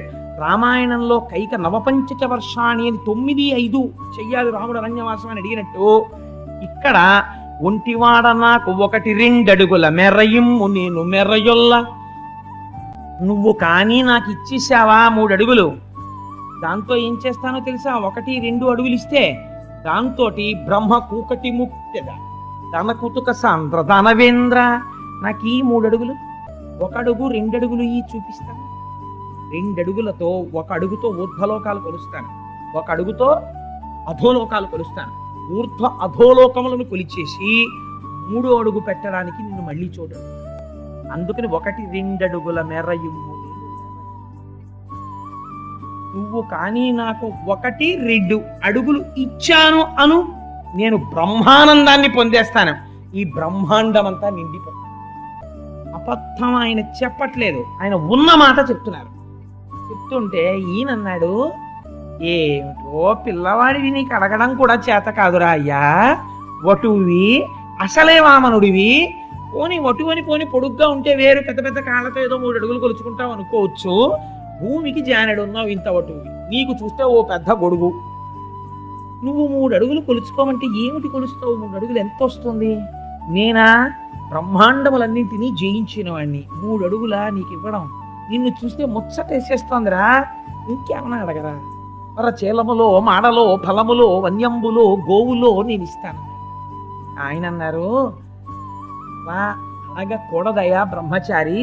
గొడుగో జన్నిదమో కమండలయో ముంజియో నాకున్ దండమో, నేను బ్రహ్మచారిని, బడుగున్ నేనెక్కడ, కరుల్ కాంచనంబులెక్కడ.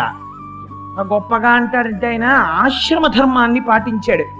గొడుగో జన్నిదమో కమండలయో నాకున్ ముంజియో దండమో బడుగేనెక్కడ, కరుల్ కామాక్షులశ్వంబులెక్కడ, నిత్యోచిత కర్మమెక్కడ, మదాకాంక్షితంబైన మూడడుగుల్ మేరయ త్రోవకిచ్చుటది బ్రహ్మాండంబు నా పాలికి.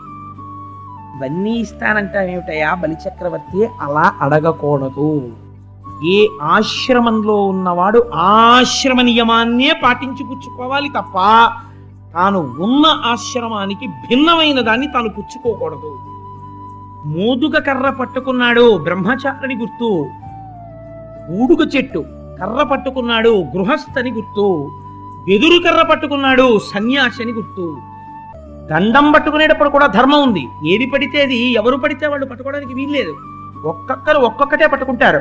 అందుకని నేను బ్రహ్మచారిని, బ్రహ్మచారినైన నన్ను పట్టుకుని మరి చేలములో మాడలో ఫలములో వన్యంబులో గోవులో ఇవన్నీ పుచ్చుకోమంటావేంటయా? నేను పుచ్చుకోకూడదు. నేనేం పుచ్చుకోవచ్చో తెలుసా? బ్రహ్మచారికి ఇస్తే ఏమి ఇవ్వాలి? బాగా జ్ఞాపకం పెట్టుకోండి. భాగవతంలో మీరు ఉపనయనానికి వెళ్ళినప్పుడు కానుక పట్టుకెడితే ఏం పట్టుకెళ్ళాలి అంటే, గొడుగో జన్నిదమో కమండలయో నాకు ముంజియో దండమో గొడుగేనెక్కడ, ఇవి తీసుకు పట్టుకెళ్ళాలి. గొడుగు ఇవ్వాలి బ్రహ్మచారికి. ఎందుకని? అరణ్యంలో వెడతాడు పశువుల వెనకాతల మేపడానికి. ఆ వెళ్ళినప్పుడు గొడుగు వేసుకుని వెడతాడు బ్రహ్మచారి. అందుకని గొడుగు ఇవ్వచ్చు. జన్నిదమో యజ్ఞోపవీతం జీర్ణం అవ్వకూడదు. అందుకని జీర్ణం అయితే వెంటనే మార్చుకోవడానికి ఓ యజ్ఞోపవీతం ఇవ్వచ్చు. జన్నిదమో కమండలయో ఆచమనం చేయడానికి కమండలం ఇవ్వచ్చు. కమండలయో నాకున్ముంజియో గర్భలతో చేసినటువంటి మొలత్రాడు స్నాతకం వరకు విప్పకూడదు. అదే మొలత్రాడు కట్టుకుంటూ ఉండాలి. ఎందుకంటే తనలో ఉన్న వీర్యశక్తి తేజశక్తిగా ఓజశక్తిగా మారాలి. అందుకని దర్భలతో చేసిన మొలత్రాడు కట్టుకుని ఉండాలి బ్రహ్మచారి. అందుకని ముంజియో దండమో నాకు మోదుగ కర్రతో చేసిన కర్ర పట్టుకొచ్చి ఇవ్వచ్చు. అందుకని విశ్వనాథ సత్యనారాయణ గారు వ్యాఖ్య చేస్తూ అన్నారండి, ఈ పద్యాన్ని బలిచక్రవర్తి ఉపాఖ్యానంలో పోతన గారు తప్ప అన్యులు రాయలేరు అన్నారు. ఎంత ఆశ్రమ ధర్మాన్ని ఆవిష్కరించారో చూడండి. గొడుగో జన్నిదమో కమండలయో నాకు ముంజియో దండమో వడుగేనెక్కడ, కరుల్ వామాక్షుల స్వంబులెక్కడ. నేను బ్రహ్మచారినే, నువ్వు నాకేమో అందమైన ఆడపిల్లలు ఇస్తావా, ఏనుగులు ఇస్తావా, ఆవులు ఇస్తావా, నగలు ఇస్తావా? ఎందుకయ్యా నాకు ఇవన్నీ? బ్రహ్మచారికి నాకు ఇవన్నీ అక్కర్లేదు. నాకేం కావాలో తెలుసా? ఇవి ఇవ్వచ్చు. లేదా నా అంత నేను కోరుకున్నది నేను జపం చేసుకోవడానికి, నేను అగ్నికార్యం చేసుకోవడానికి ఇక్కడ 3 అడుగులు నేలిస్తే చాలు తప్ప ఏమిటయా నాకు అవన్నీ ఇస్తానంటావు? నువ్వు అలా అననుకూడదు, నేను పుచ్చుకోనుకూడదు. అందుకని అలా ఇవ్వగలవా? నేను అడిగింది చాలు. నువ్వు నాకు కానీ ఇచ్చావా? ఇవి కరుల్ వామాక్షుల శ్వంబులెక్కడ, నిత్యోచిత కర్మమెక్కడ. 3 పూట్ల సంధ్యావందనం చేసుకుని గురువు గారు చెప్పిన పని చెయ్యాలి నేను. నాకెందుకు ఈ భవంతులవన్నీ? నిత్యోచిత కర్మమెక్కడ, మదాకాంక్షితంబైన 3 అడుగుల్ మేరయ త్రోవకిచ్చుటది బ్రహ్మాండంబు నా పాలికి. ఏది నేను అడిగిన 3 అడుగులి? అది బ్రహ్మాండం కింద నేను నీకు మార్చి చూపిస్తాను. కాదు, నువ్వు నేను అడిగిన 3 అడుగులి, ఆ 3 అడుగులే నాకు బ్రహ్మాండాలన్నీ పైకి. కాబట్టి ఏమంటున్నాడు? 3 అడుగులు ఇమ్మన్నాడు. అంటే ఆయన అన్నాడు, అదేం తెలియదయ్యా ఒటు ఏమిటో 3 అడుగులు పట్టు కూర్చున్నాడు, ఎవరు చెప్పారో ఏమిటో ఈ పిల్లాడికి అని చెప్పి, రమ్మ మానవ కొత్త మల్లెమ్మ నీ వంచితంబు లేదనకిత్తుంచమ్మ అడుగుల ఇటురా నిమ్మాకడు గంగ వలయు నేటికి తడయన్ అన్నాడు. ఓ పిల్లాడా, ఇదిగో బంగారు పాత్ర ఇక్కడ పెట్టాను, ఒటువా వచ్చి నీ 2 పాదాలు అందులో పెట్టు. జావళి బంగారు చెంబుతో నీళ్లు పట్టరా పోయి ఆ పిల్లవాడి పాదాలు కడిగేసి వాడికి ధార పోసేస్తాను 3 అడుగులు. నమః అంటూ నీళ్లు విడిచిపెట్టాలి. ఇదం నమమా అంటూను. అందుకని నీళ్లు పట్టరా అన్నాడు. వింజావళి బంగారు చెంబు పట్టుకుని ఆ వటువు వంక చూసి పొంగిపోతూ లోపలికి ఎడుతోంది నీళ్లు పట్టుకొద్దామని. విడుతూ ఉపచారం చేసేటప్పుడు మీరు బాగా జ్ఞాపకం పెట్టుకోండి. నేను చాలా ఇళ్లలో ఉంటాను. మీరు మీ ఇంటికి వచ్చి అతిథి వేరు, మహాత్ముడు వేరు. మహాత్ముల్ని సేవించుకునే అదృష్టం జన్మలో చాలా అరుదుగా వస్తుంది. ఎందుకంటే వాళ్ళు కోరి రారు, వాళ్ళకేం కోరిక ఉండదు కాబట్టి వాడు ఎవడింటికి రాడు. కోరిక లేని మహాత్ముడు వచ్చాడు అనుకోండి, వస్తే ఇంటిలో ఉన్నటువంటి ధర్మపత్ని దానికోసమే నిర్దేశింపబడింది. తన కోడలు కానీ పట్టికెళ్ళి ఆయనకి మంచి నీళ్ళో గ్లాసులు పాలో ఇవ్వాలి. ఎందుకో తెలుసా అండి? లేకపోతే ఈ పుణ్యం పట్టుకెళ్ళిన పని మనిషి ఖాతాకు పడుతుంది, యజమానికి వెయ్యరు. శుశ్రూష పట్టుకెళ్ళిన వాళ్ళ ఖాతాలో పడుతుంది. కాబట్టి ఆయన పుచ్చుకుని తాగాడనుకోండి, అది నాకు తెలిసి 1,000,000 జన్మలకి కాపాడుతుంది. ఎందుకంటే ఆయన ఈశ్వరుణ్ణి నమ్మాడు. ఈశ్వరుడు పొందిన తృప్తి కన్నా ఈశ్వరుణ్ణి నమ్ముకున్న వాడికి చేసినటువంటి సేవ చేత ఈశ్వరుడు ఎక్కువ ప్రీతి పొందుతాడు. మీరు అంబరీషోపాఖ్యానంలో దానికి సంబంధించిన వివరణ ఇస్తాను, మీరు విందురు గాని. కాబట్టి ఇప్పుడు ఏమైంది అంటే, వింధ్యావళిని పిలిచాడేమో పరిచారకుని, ఎవరక్కడ అని తప్పట్లు కొట్టి వచ్చో 3 నీళ్ళు అట్టండి అనకూడదా? అనకూడదు. బ్రహ్మచారికి దానం ఇస్తున్నాడు. తన భార్యను తీసుకురమ్మన్నాడు. బంగారు పాత్రతో నీళ్లు వెళ్ళింది వింధ్యావళి. ఈలోగా బ్రహ్మచారి బంగారు పాత్రలో పాదాలు పెట్టబోతున్నాడు. శుక్రాచార్యుల వారు పరుగునొచ్చారు. విశ్వజిత్ యాగం చేయించి నీకు ఇవాళ ఇంత వైభవం ఇచ్చాను, వచ్చిన వాడెవరో తెలుసా? ఏమైనా మాట ఇచ్చావా అని అడిగాడు. ఇచ్చాను గురువుగారు, 3 అడుగులు అడిగాడండి, ఇస్తానన్నాను. పంపాలు ముంచేశావురా. అడిగేశాడు. నేను అనుకున్నాను నేను వచ్చే లోపల వచ్చేస్తాడని. గురే, వచ్చిన వాడు ఎవరో తెలుసా?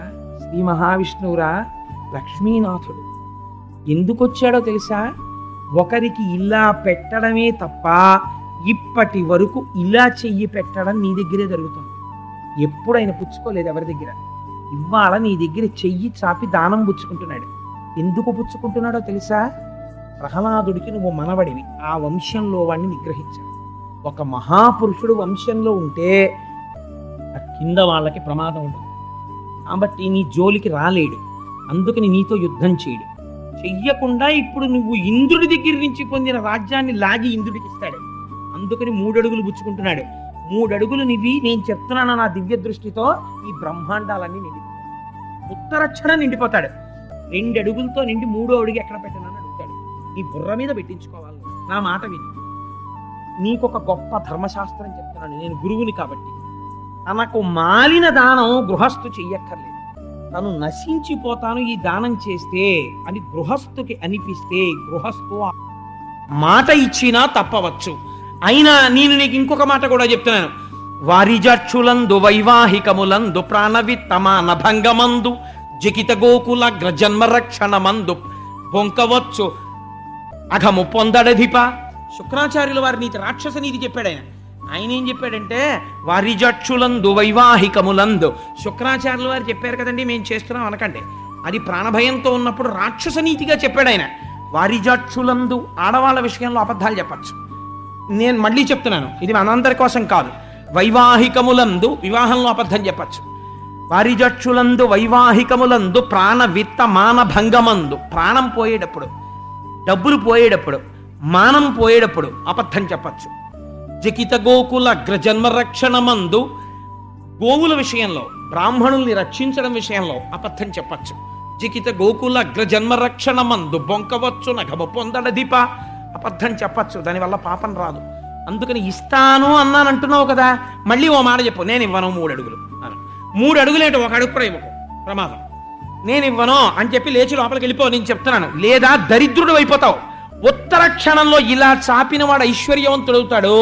నువ్వు ఇలా పెట్టిన వాడివి దరిద్రుడి వైపోయి నిలబడిపోతావు. ఆయన అలా చేసేయగలడు, ఒక్క క్షణంలో మార్చేస్తాడు, రాజుని తరాజుని చేస్తాడు. నమ్మకు, వెళ్ళిపో అన్నాడు.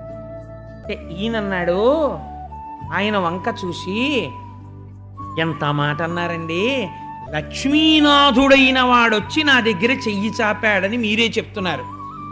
ఆదిన్ శ్రీసతి కొప్పుపై తనువుపై అంశోత్తరీయంబుపై పాదాబ్జంబులపై కపోలతటిపై పాలిండ్లపై నూత్న మర్యాదంచెందుకరంబు క్రిందగుట ఆపైనాకరంబుంటమేల్ కాదే రజ్జము గిజ్జమున్ సతతమే కాయంబు నాపాయమే అన్నాడు.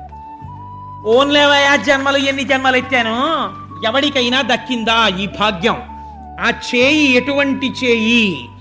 లక్ష్మీదేవి అపాంగై, ఇలా చూస్తే చాలంటారు అందరూ. ఈ చెయ్యి ఎక్కడ పడుతోంది? శ్రీమన్నారాయణుడిది. ఆదిన్ శ్రీసతి కొప్పుపై, అమ్మవారి కొప్పట్టుకుని పువ్వులు బాగా పెట్టుకున్నావు లక్ష్మి అని ఇలా అంటాడు. ఆదిన్ శ్రీసతి కొప్పుపై తనువుపై, ఆవిడ శరీరాన్ని నిమురుతుంది.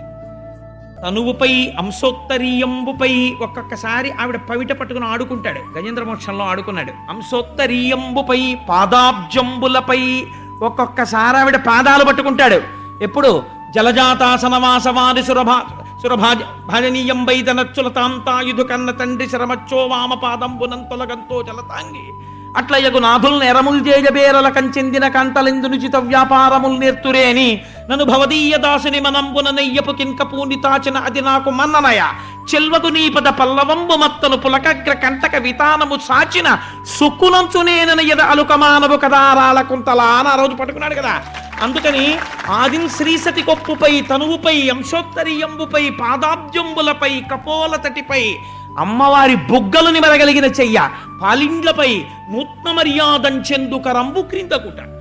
ఇది నూత్న మర్యాద చెందుతోంది, వెయ్యడం కాదు స్వాతంత్రంతో. నూత్న మర్యాద అంటే ఏమిటో తెలుసా అండి?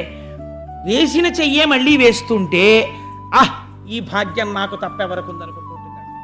ఇదిట నూత్న మర్యాద అంటే. అంతేకాని ఆయన భుజం మీద ఆయన చెయ్యేస్తే ఈవిడి తిరిగి చెయ్యదు. ఏమదృష్టం, ఇలా నా స్వామి చెయ్యి ఎవరి మీద పడుతుంది, నా మీద పడుతుంది అని పొంగిపోతుందట వేసినప్పుడల్లా చేతిని. అలా లక్ష్మీదేవిని పొంగిపోయేటట్టు చెయ్యగలిగిన చెయ్య ఇన్ని కోట్ల మంది ఏ తల్లి అనుగ్రహానికి చూస్తున్నారో ఆ తల్లి ఆ చెయ్యి పడితే పొంగిపోయే చెయ్యి, దేవదానవుల్ని శిక్షించిన చెయ్యి, భక్తుల కోర్కెలు తీర్చిన చెయ్యి, ఎందరో దానవులను సంహరించిన చేయి, సుదర్శన చక్రమునకు అలవాలమైన చేయి, పాంచజన్యమును పట్టుకునే చేయి. ఏ చేయి ఇలా వరదముద్ర చూపిస్తే భక్తులకి ధైర్యం కలుగుతుందో అటువంటి చేయి భిక్ష కోసమని కింద నిలబడుతోంది. నా చేయి పైన అవుతోంది. చాలదా ఈ అదృష్టం? మళ్ళీ పుడతానా? ఉండిపోతుందా రాజ్యం? ఉండిపోతుందా దేహం? ఎవడికి కావాలి?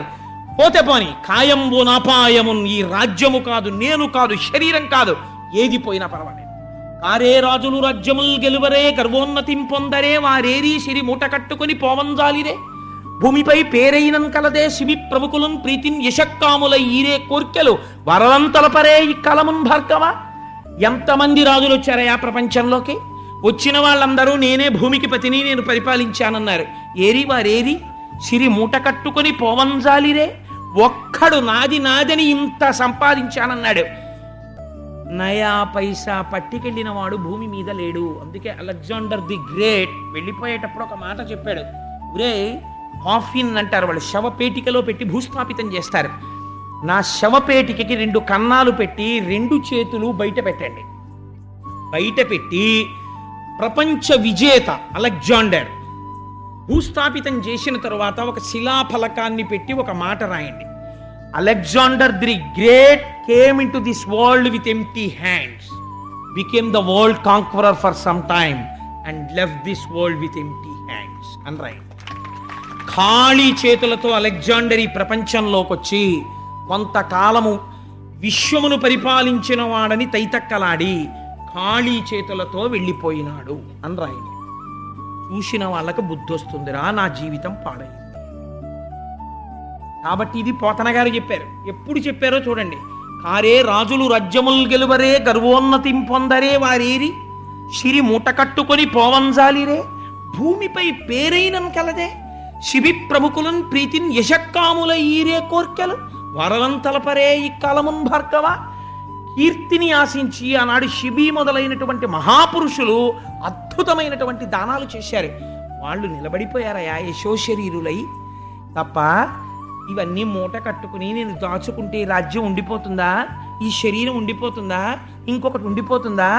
బ్రతుకు వచ్చుగాక బహువిధంబులనైన వచ్చుగాక లేమి వచ్చుగాక జీవధనములైన చెడుగాక పడుగాక మాట మీరలేడు మానధనుడు.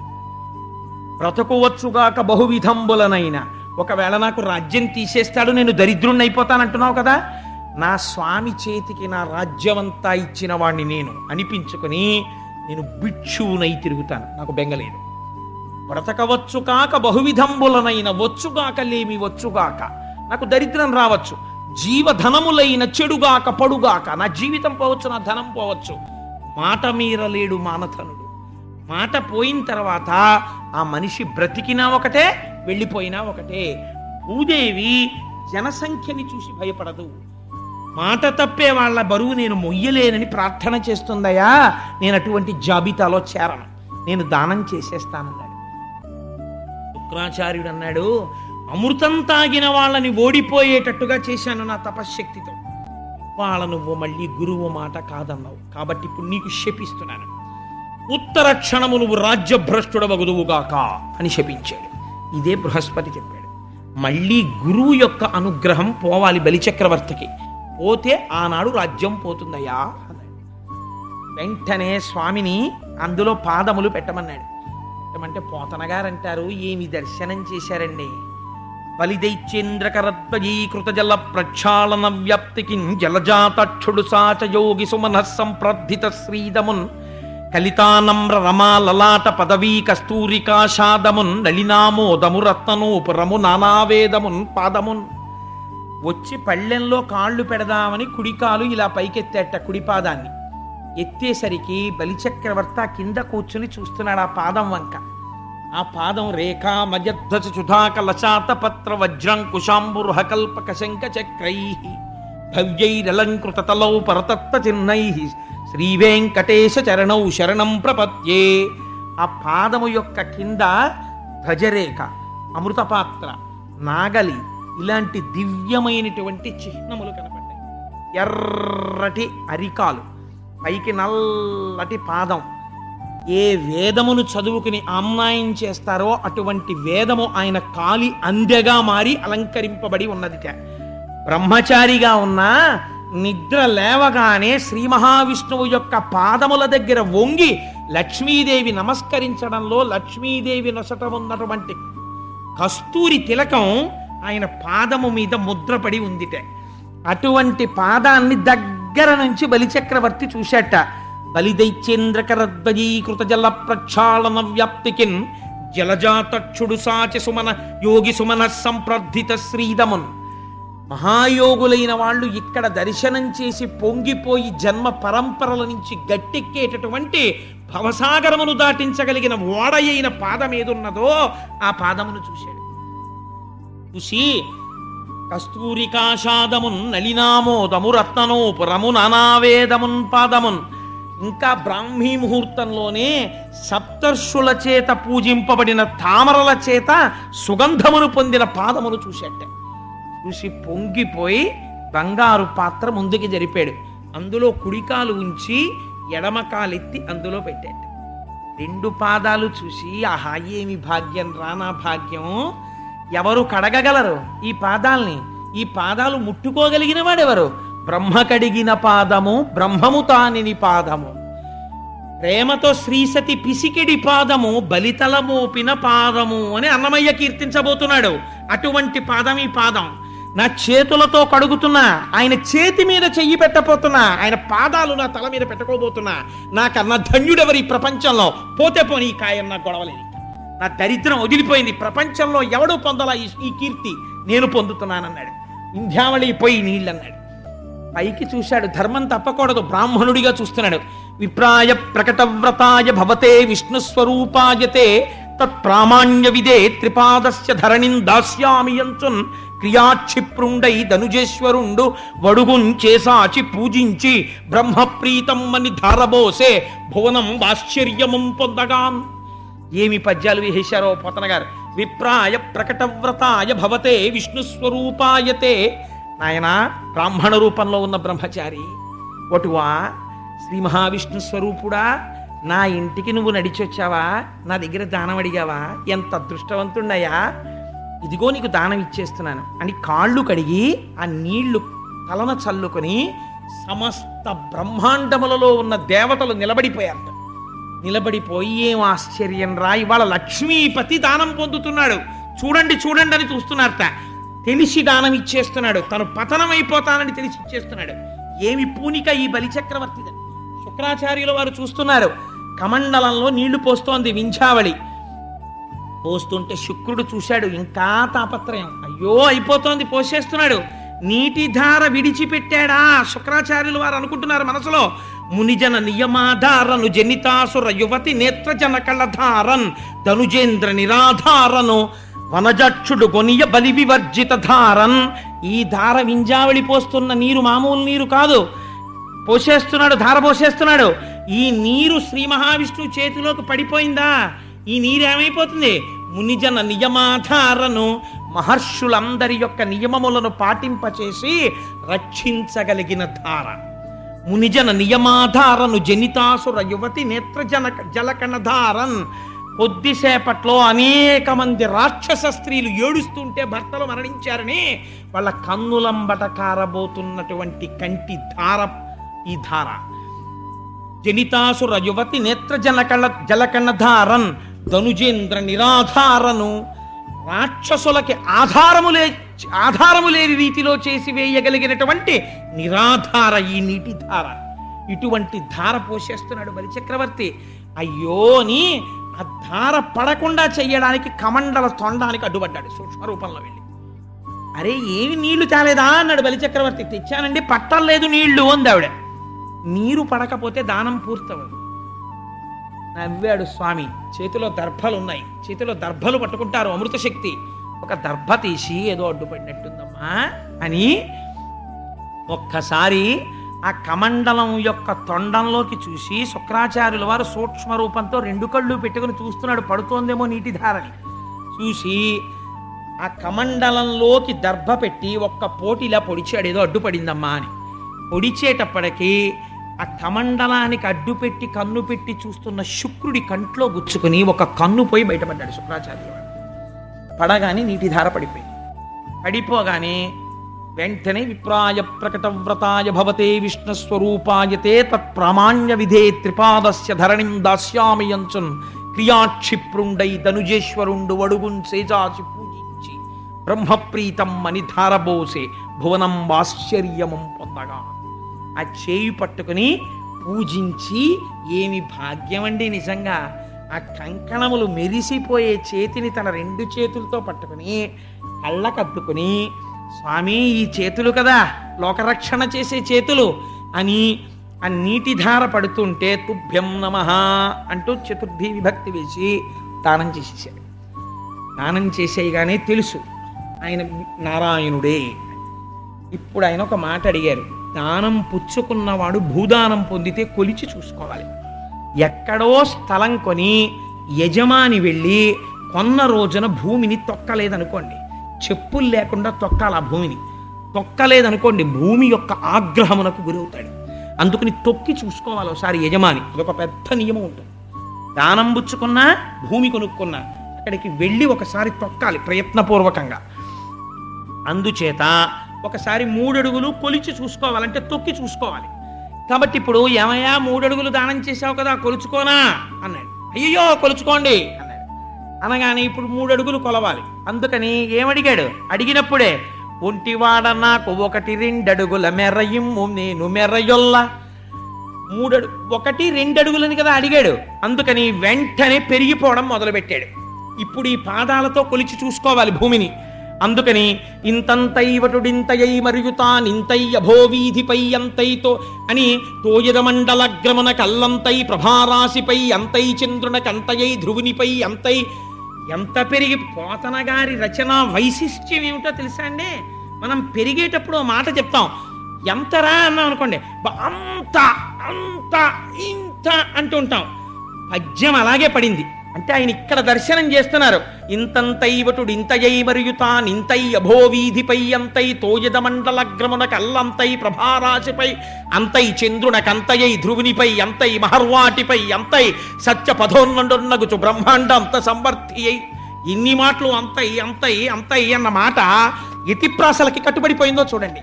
ఇది పలికెడిది భాగవతమట పలికించు విభుండు రామభద్రుండట నే పలికిన భవహరమగునట పలికెద వేరొండుగాధ పలుకగనేలా అంటే అటువంటి వృత్తం పడింది పోతన గారికి.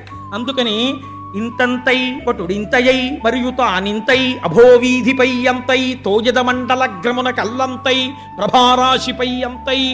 పెరిగిపోతుంటే ఇంతగా వచ్చిన పొట్టి వామనుడు అలా అలా ఇంతై ఇంతై ఇంతై పెరుగుతున్నాడు. సత్యలోకానికి వెళ్ళాడు, సత్యలోకం దాటిపోయాడు, ఇంకా పైకి వెళ్ళిపోయాడు. ఆ పైన ఉండేటటువంటి సూర్యమండలాన్ని దాటిపోయాడు, ధ్రువమండలాన్ని దాటిపోయాడు. ఆ పైన ఉన్న మహర్లోకం దాటిపోయాడు, ఊర్ధ్వలోకాలు దాటిపోయాడు. సహస్రశీర్ష పురుష సహస్రాక్ష సహస్రపాత్ స భూమిం విశ్వతో వృత్వా అత్యతిష్ట దశాంగుళం. ఈ బ్రహ్మాండాలు ఎంతవరకు ఉన్నాయో అంతకన్నా 10 అంగుళాలు పైకి పెరిగిపోయాడు. ఇలా ఎక్కడ వేలు పెడితే సూది మోపడానికి వీలు లేనంతగా దేవతలలో, పితృదేవతలలో, పక్షులలో, ధర్మములో, అధర్మములో, మృత్యువులో, లోకములలో, నీటిలో, భూమిలో, అగ్నిలో నిలబడిపోయాడు.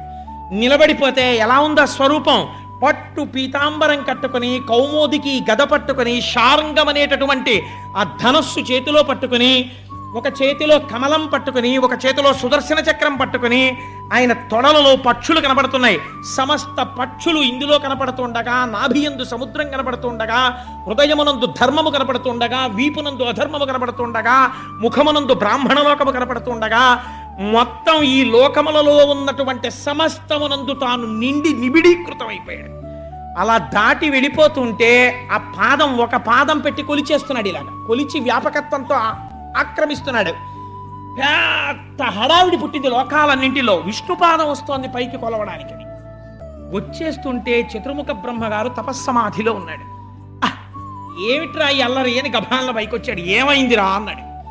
అంటే ఏమల్లరంటావేమిటి మహాశయ, చూడు వచ్చేస్తోంది ఆ పాదం, అదిగో పైకి. ఎర్రటి అరికాలుతో కాలి అందియ కిందకి జారి ఆ పంచ కొంచెం కిందకి వెళ్ళి అదిగో ఆ పాదం కొలవడానికి పైకి వస్తోంది అన్నారు.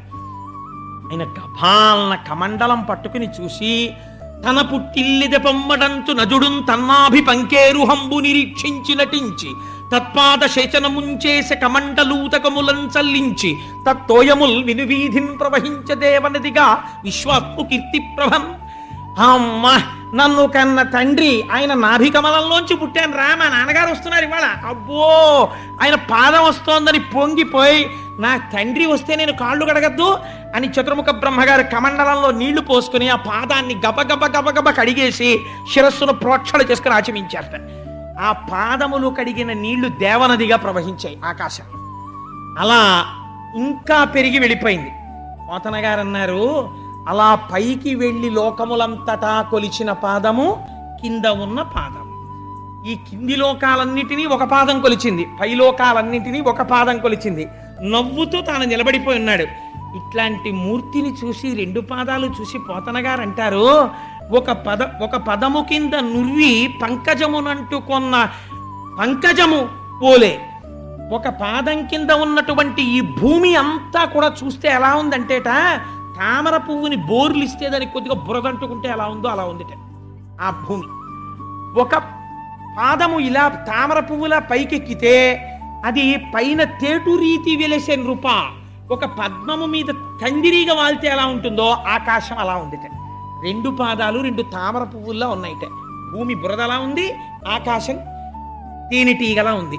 అలా 2 పాదాలతో ఉంటే ఇలా పెరిగిపోతున్న వామనమూర్తిని ఇక్కడ దర్శనం చెయ్యాలి కదా. మరి ఇక్కడ దర్శనం చెయ్యడం కోసమని పోతన గారు చేసిన ప్రయోగం అనితర సామాన్యమైన ప్రయోగం ఒకటి చేశారు. ఒక రైలు చాలా వేగంగా వెళ్ళిపోతోంది అనుకోండి, ఎంత వేగంగా వెళుతోంది అని అడిగారు అనుకోండి.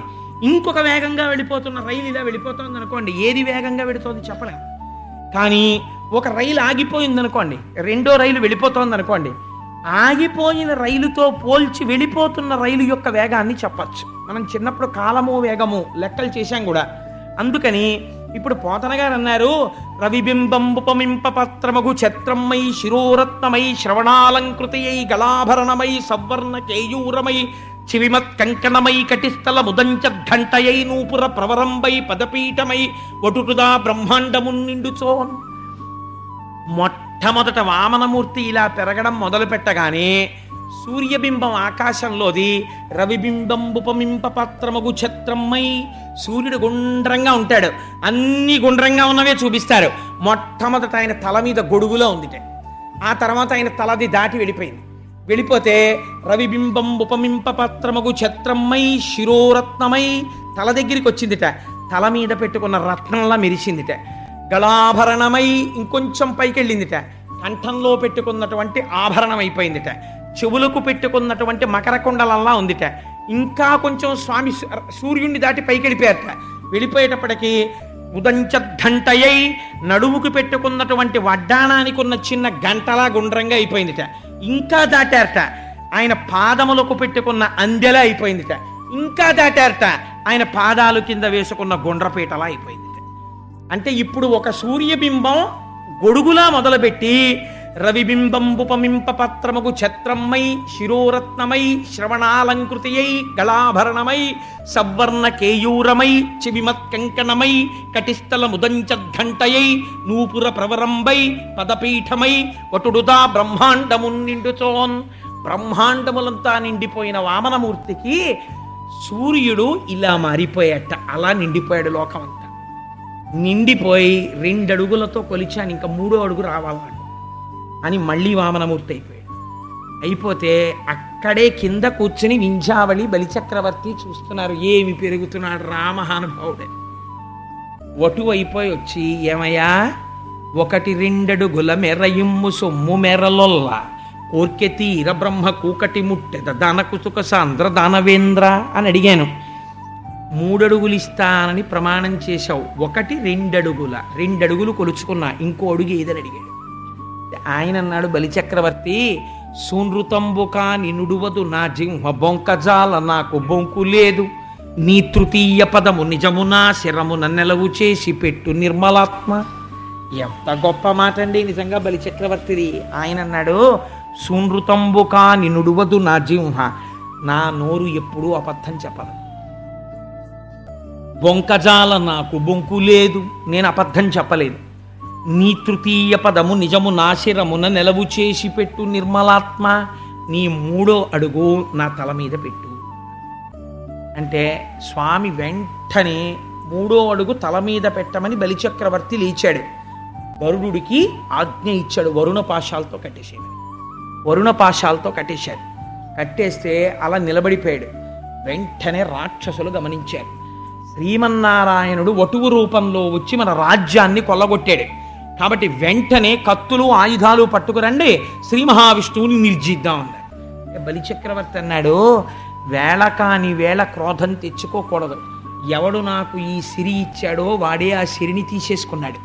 కాబట్టి మీరందరూ ప్రశాంత మనస్కులై ఉండండి, ఎవ్వరూ యుద్ధం చేయకండి అన్నాడు. వాళ్ళని ఏమైనా చేస్తాడేమోనని భయపడి ఈ రాక్షసులందరూ రసాతలానికి పారిపోయారు, పాతాళలోకానికి. వింధ్యావళి వెళ్ళి శ్రీమన్నారాయణుడి పాదముల మీద పడి ఏడ్చింది.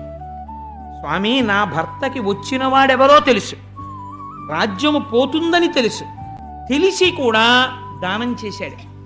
దానం చేస్తే నువ్వు వరుణ పాశాలతో కట్టి నించోపెట్టావు నా భర్తని. ఏ పాపం చేశాడని ఇలా కట్టి నిలబెట్టావు? నాకు జవాబు చెప్పు. నీకు అనాథరక్షకుడని పేరు, నీ సన్నిధానంలో నేను అనాథనవడమా? నువ్వు రక్షకుడవి, నాకు భర్తృ భిక్ష పెట్టు, నా 5వ తనం నిలబెట్టు, నా భర్త జోలికి నువ్వు వెళ్ళవద్దు అని ప్రార్థన చేసింది. ఆశ్చర్యం ఏమిటో తెలుసా అండి? చతుర్ముఖ బ్రహ్మగారు వచ్చి ప్రార్థన చేశాడు.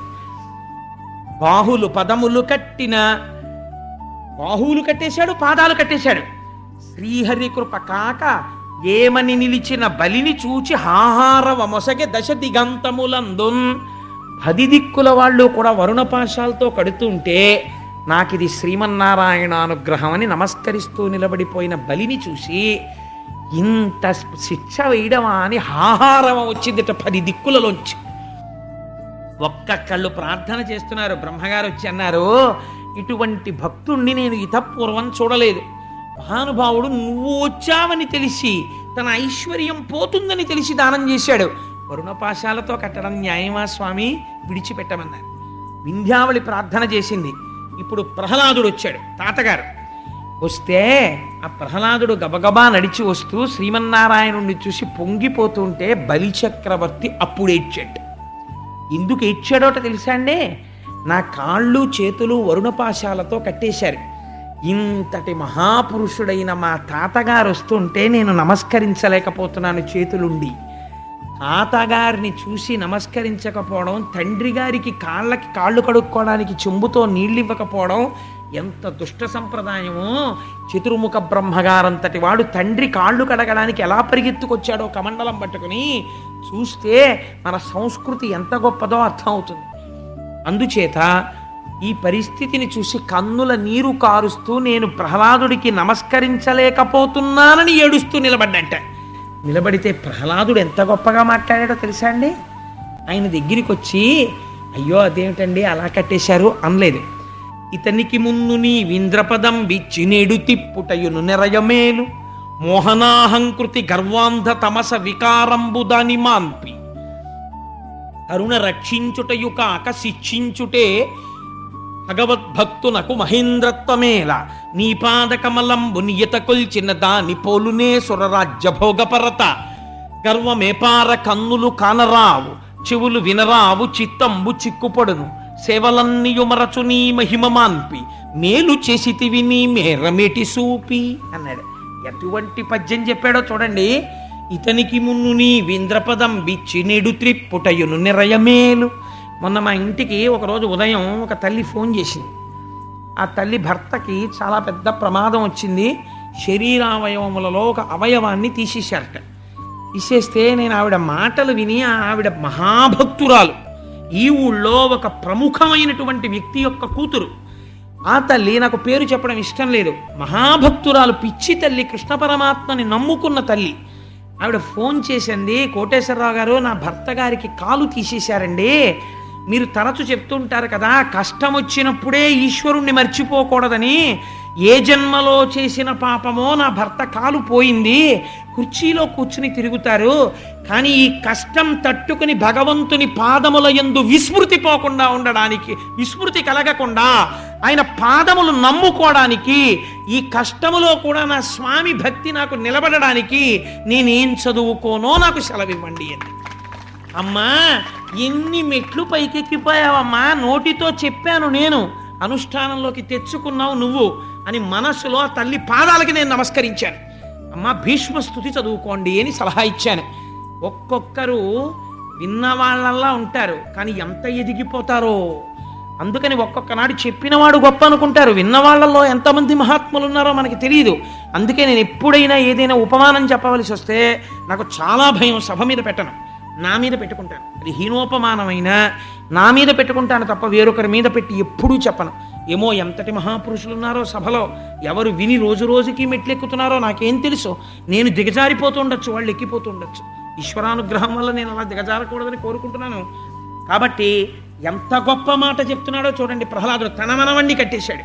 ఆయన అన్నాడు, ఇతనికి మున్ను నీ వింద్రపదం బిచ్చి నెడు తిప్పుటయును నెరయమేను. పూర్వం ఇతనికి ఇంద్ర పదవి నీ వల్లే వచ్చింది, నీ అనుగ్రహం లేకపోతే ఎలా వస్తుంది ఇంద్ర పదవి? గురువు నువ్వే, మొదటి గురువువి నువ్వే. శుక్రాచార్యుల వారిలో ప్రవేశించావు, యాగం చేయించావు. గురువు యొక్క అనుగ్రహంగా యాగభోక్తవై ఆనాడు విశ్వజిత్ యాగాన్ని ఆదరించి బ్రహ్మాండమైన రథం ఇచ్చావు. దానివల్ల అమరలోకం వచ్చింది, ఇంద్ర పదవి వచ్చింది. ఇచ్చిందెవరు? నువ్వే. ఇవాళ తీసేశావు. చాలా మంచి పని చేశావు. నీ పాదకమలంబు నియతి కొల్చిన దాని పోలునే సురరాజ్య భోగపరత. హాయిగా నీ పాదాలు నమ్ముకుని నిన్ను సేవించుకోవడంలో ఉన్న ఐశ్వర్యం, ఐశ్వర్యం ఉన్నవాడు బ్యాంకుకి వెళ్ళి తెచ్చుకోవాలేమో. భగవంతుణ్ణి నమ్ముకున్నవాడు కోరికున్నంత మాత్రాన ఎవరో ఒకరి రూపంలో వచ్చేస్తుందండి. భగవాన్ రమణులు ఆశ్రమంలో ఉండగా ఒకనాడు కొంతమంది భక్తులు వచ్చి చెప్పారు, భగవాన్ మేము వెళ్ళిపోతున్నామండి ఆశ్రమం నుంచి అన్నారు. ఏమి ఎందుకు వెళ్ళిపోతున్నారు అని అడిగారు. ఆశ్రమంలో ఏమి లేవండి, అన్నీ నిండుకున్నాయి, ఇంకా తప్పు కదా, ఏమీ లేనప్పుడు మేము ఎందుకు ఇక్కడ, అందుకని కొన్నాళ్ళు బాగా తగ్గిపోయే పదార్థాలు, మేము వెళ్ళిపోతున్నాం అన్నారు. రమణులు ఎప్పుడు అది రమణుల ఆశ్రమం అంటే ఒప్పుకునేవారు కాదు. నాకేం లేవు, నాకున్నది మట్టి కమండలం ఒక్కటే అనేవారు. ఆయన అన్నారు, బయటికి వెళ్ళిపోతే పెట్టేవాడెవడో వాడు పెట్టాలనుకుంటే ఇక్కడున్నా పెడతాడు, ఇక్కడ దొరకనిది బయటికెడితే దొరుకుతుందనుకోవడం అవివేకం కాదా అన్నారు. పెట్టేవాడికి అరణ్యంలో ఉన్నా పెట్టడం వచ్చు అన్నారు. ఇంతలో గేట్లోంచి రై అని ఒక లారీ వచ్చింది. వచ్చి డ్రైవర్ దిగి అరుణాచలం తిరువన్నామలైలో రమణ మహర్షి గారు ఉన్నటువంటి ఒక చిన్న ఆశ్రమం ఉందిట, ఇదేనా అన్నాడు. ఇదే, ఏం కావాలన్నారు. అక్కడెక్కడో దక్షిణ భారతదేశంలో ఒక మహానగరంలో ఒక మహాభక్తుడు ఈ రమణుల పట్ల భక్తిని పెంచుకున్నవాడు ఉన్నాడు. ఆయన స్వామివారికి 6 నెలలకి సరిపడ దినుసులు పట్టుకెళ్ళి దింపి రమ్మని వెనక తాను వస్తానని పంపాడు. లారీ తొందరగా వెళ్ళిపోవాలి, దింపేసుకోండి అని దింపి వెళ్ళిపోయాడు. ఆయన ఎవరని అడిగారు. నాకు తెలుసా, లారీకి లోడ్ వేశాడంతే, ప్రతివాడి పేర్లు నాకు తెలుస్తాయా, అందుకని తీసుకొచ్చాను అని దింపి తువ్వాల మీద వేసుకుపోయాడు. అది ఫ్రైట్ పెయిడ్ ట్రక్, మళ్ళీ దానికి ఫ్రైట్ కూడా కట్టక్కర్లేదు, వెళ్ళిపోయింది లారీ. వెంటనే రమణులు నవ్వారు. ఇది ఈశ్వరుడు యొక్క రక్ష. భగవంతుణ్ణి నమ్ముకున్న వాడికి ఎక్కడున్నా ఈశ్వరుడు రక్షిస్తాడు. వాడు ఏది కోరుకున్నా వాడికి వస్తుంది. వాడికి డబ్బుతో పనేం ఉండదు. భగవంతుడు ఉన్నాడు, వాడు కల్పవృక్షం, వాడు కామధేనువు, వాడు దేనికన్నా గొప్పవాడు, వాడివ్వగలడు. ఆ పూనిక ఉన్నప్పుడు నువ్వెందుకు బెంగ పెట్టుకోవాలి? ఇది ప్రహ్లాదుడు అంటున్నాడు. ఎంతటి భక్తితో చూడండి. ఇంద్ర పదవి తీసేస్తే ఎవడికయా ఎక్కువ, ఏడు లోటా అదేమైనా, నాకేం బెంగలేదు. ఈ ఇంద్ర పదవి ఉంటే దరిద్రం ఏమిటో తెలుసా? కళ్ళు కనరావు చిత్తంబు చిక్కుపడును సేవలన్నయుమరచు నీ మహిమ మాన్పి. రోజు ఓ మీటింగు, ఓ సభ, దేవతలు రావడం, అక్కడ ప్రసంగాలు, ఏం చెయ్యాలి, ఏమిటి, ఎలా అడ్మినిస్టర్ చెయ్యాలి, కొత్త చట్టాలు ఏం చెయ్యాలి, ఇవే కదా. ఇప్పుడు ఏ పదవి లేదు, హాయిగా కూర్చుని భగవత్ సేవ చేసుకుంటాడు. ఎంత వరం ఇచ్చావు స్వామి. కళ్ళు కనరావు చిత్తంబు చిక్కుపడును సేవలన్నయుమరచు నీ మహిమ మాన్పి. మేలు చేసితివి నీ మేరమెటి చూపి. ఇప్పటి వరకు వచ్చిన వాళ్ళందరూ అలా కట్టేశాయేమిటి, అలా కట్టేశాయేమిటి అన్నవాళ్లే. ఎంత బాగా కట్టేశావు, ఎంత వరం ఇచ్చావు అన్నవాడు ప్రహ్లాదుడు ఒకడే. ఇది ప్రహ్లాదుడంటే. ఆయన అన్నాడు, శ్రీ మహావిష్ణువు, మీ అందరూ నన్ను తప్పుగా అర్థం చేసుకుంటున్నారు. నేను బలిచక్రవర్తికి గొప్ప సన్మానమును చేశాను. ఆయన మహానుభావుడు ఆత్మని తీసుకొచ్చి నా పాదముల దగ్గర పెట్టేశాడు. శ్రవణం కీర్తనం విష్ణోః స్మరణం పాదసేవనం అర్చనం వందనం దాస్యం సఖ్యం ఆత్మనివేదనం. ఆత్మనివేదన చేశాడు. ఎంత మాత్రము తిరగబడకుండా కష్టమైన సుఖమైన ఇచ్చినా తీసినా ఉంచినా ఏదైనా నా స్వామి తప్ప నాకు వేరొక ఆధారము లేదని శరణాగతి చేసేశాడు. ఇటువంటి శరణాగతి చేసినటువంటి వాణ్ణి నేను పాడి చేస్తానయ్యా? నేను పాడి చేసేవాణ్ణి కాను. యవ్వని కరుణింప నిశ్చయించితివాని అఖిల విత్తంబునేనపహరింతు.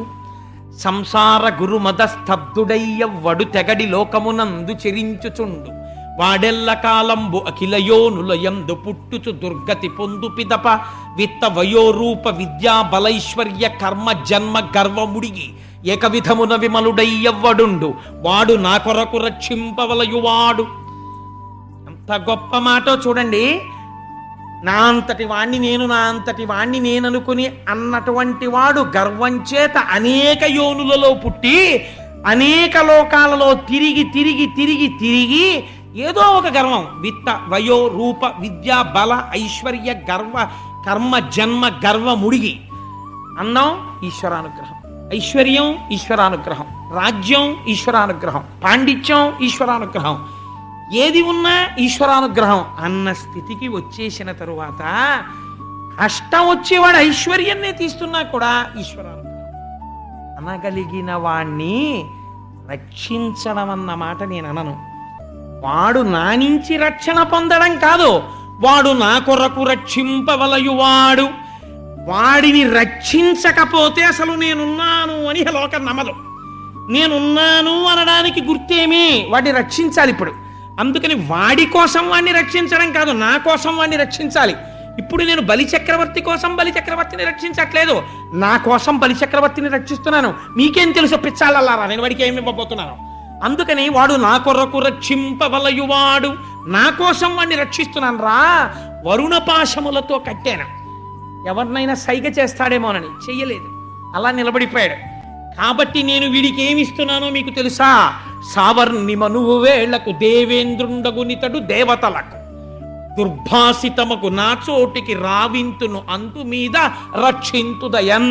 నాకు శరణాగతి చేసి నువ్వే నాకు అన్నీ అని కష్టంలో సుఖంలో నిన్ను సేవింపగ నాపదల్పడమని నిత్యోత్సవం బబ్బని జనమాతృండనని సంసార మోహంబు పైకొనని జ్ఞానము గల్గని గ్రహగతులు కుందింపని మేలు వచ్చిన రాణి అవి నాకు భూషణములే శ్రీకాళహస్తీశ్వర అంటాడు దుర్జటి. అలా ఇన్ని పరీక్ష మీద పరీక్ష పరీక్ష మీద పరీక్ష పెడుతుంటే నాకంతా నారాయణుడి అనుగ్రహమే అని పొంగిపోయిన వీడికి నేను ఇస్తున్న వరమేమిటో తెలుసా? సావర్ణి మనువు వేళ్లకు దేవేంద్రుండగునితడు దేవతలకు. సావర్ణి మనువైనటువంటి కాలంలో ఇతన్ని నేను దేవేంద్రుణ్ణి చేస్తాను. ఆ తరువాత ఎవ్వరూ రానటువంటి ప్రదేశము, ఎవ్వరూ దర్శించని ప్రదేశము, కేవలం నిలబడి ప్రార్థన చేస్తే నా అశరీరవాణి వినపడుతుంది తప్ప నేను ఉన్న మూలమైన చోటుని ఎవరు చూడరో అటువంటి చోటుకి వీడిని రప్పించుకుంటాను, నాలో కలిపేసుకుంటాను. అప్పటి వరకు కూడా ఎక్కడుంచుతానో తెలుసా? దేవతలు కూడా ఎక్కడుండాలని కోరుకుంటారో అటువంటి సుతలలోకమునకంతటికి ఇతన్ని అధిపతిని చేస్తున్నాను. సర్వకాలముల యందు నా సుదర్శన చక్రం ఇతనికి అండగా ఉండి రక్షిస్తుంది. 10 దిక్కులను పరిపాలించేటటువంటి దిక్పాలకులు ఎవరూ కూడా బలిచక్రవర్తి జోలికి వెళ్ళడానికి వీలు లేదు. నా శాసనం ఇది, వామన శాసనం.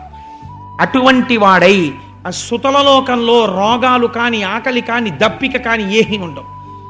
ఆనందంతో బలిచక్రవర్తి యందు దోషమేమి మరి అంటే, ఎర్రసిరాతో మీరు అండర్లైన్ చేసి జ్ఞాపకం పెట్టుకోండి. మరి శిక్ష ఎందుకు పడింది అంటే, దుర్జన సాంగత్యం ఉన్నది.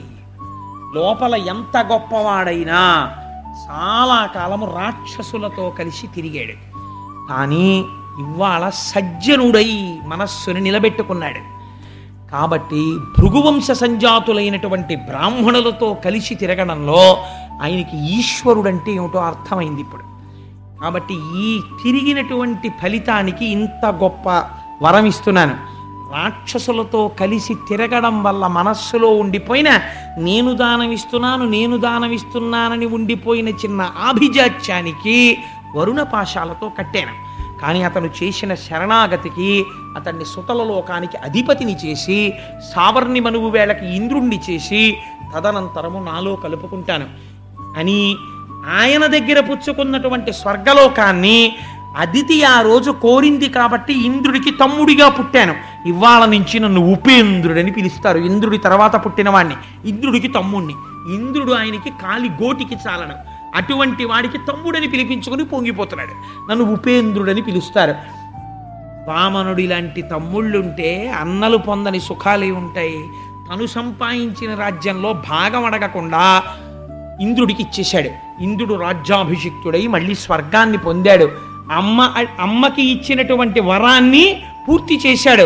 తాను మళ్ళీ శ్రీమన్నారాయణ పథాన్ని చేరుకుంటూ ఒక మాట చెప్పాడు.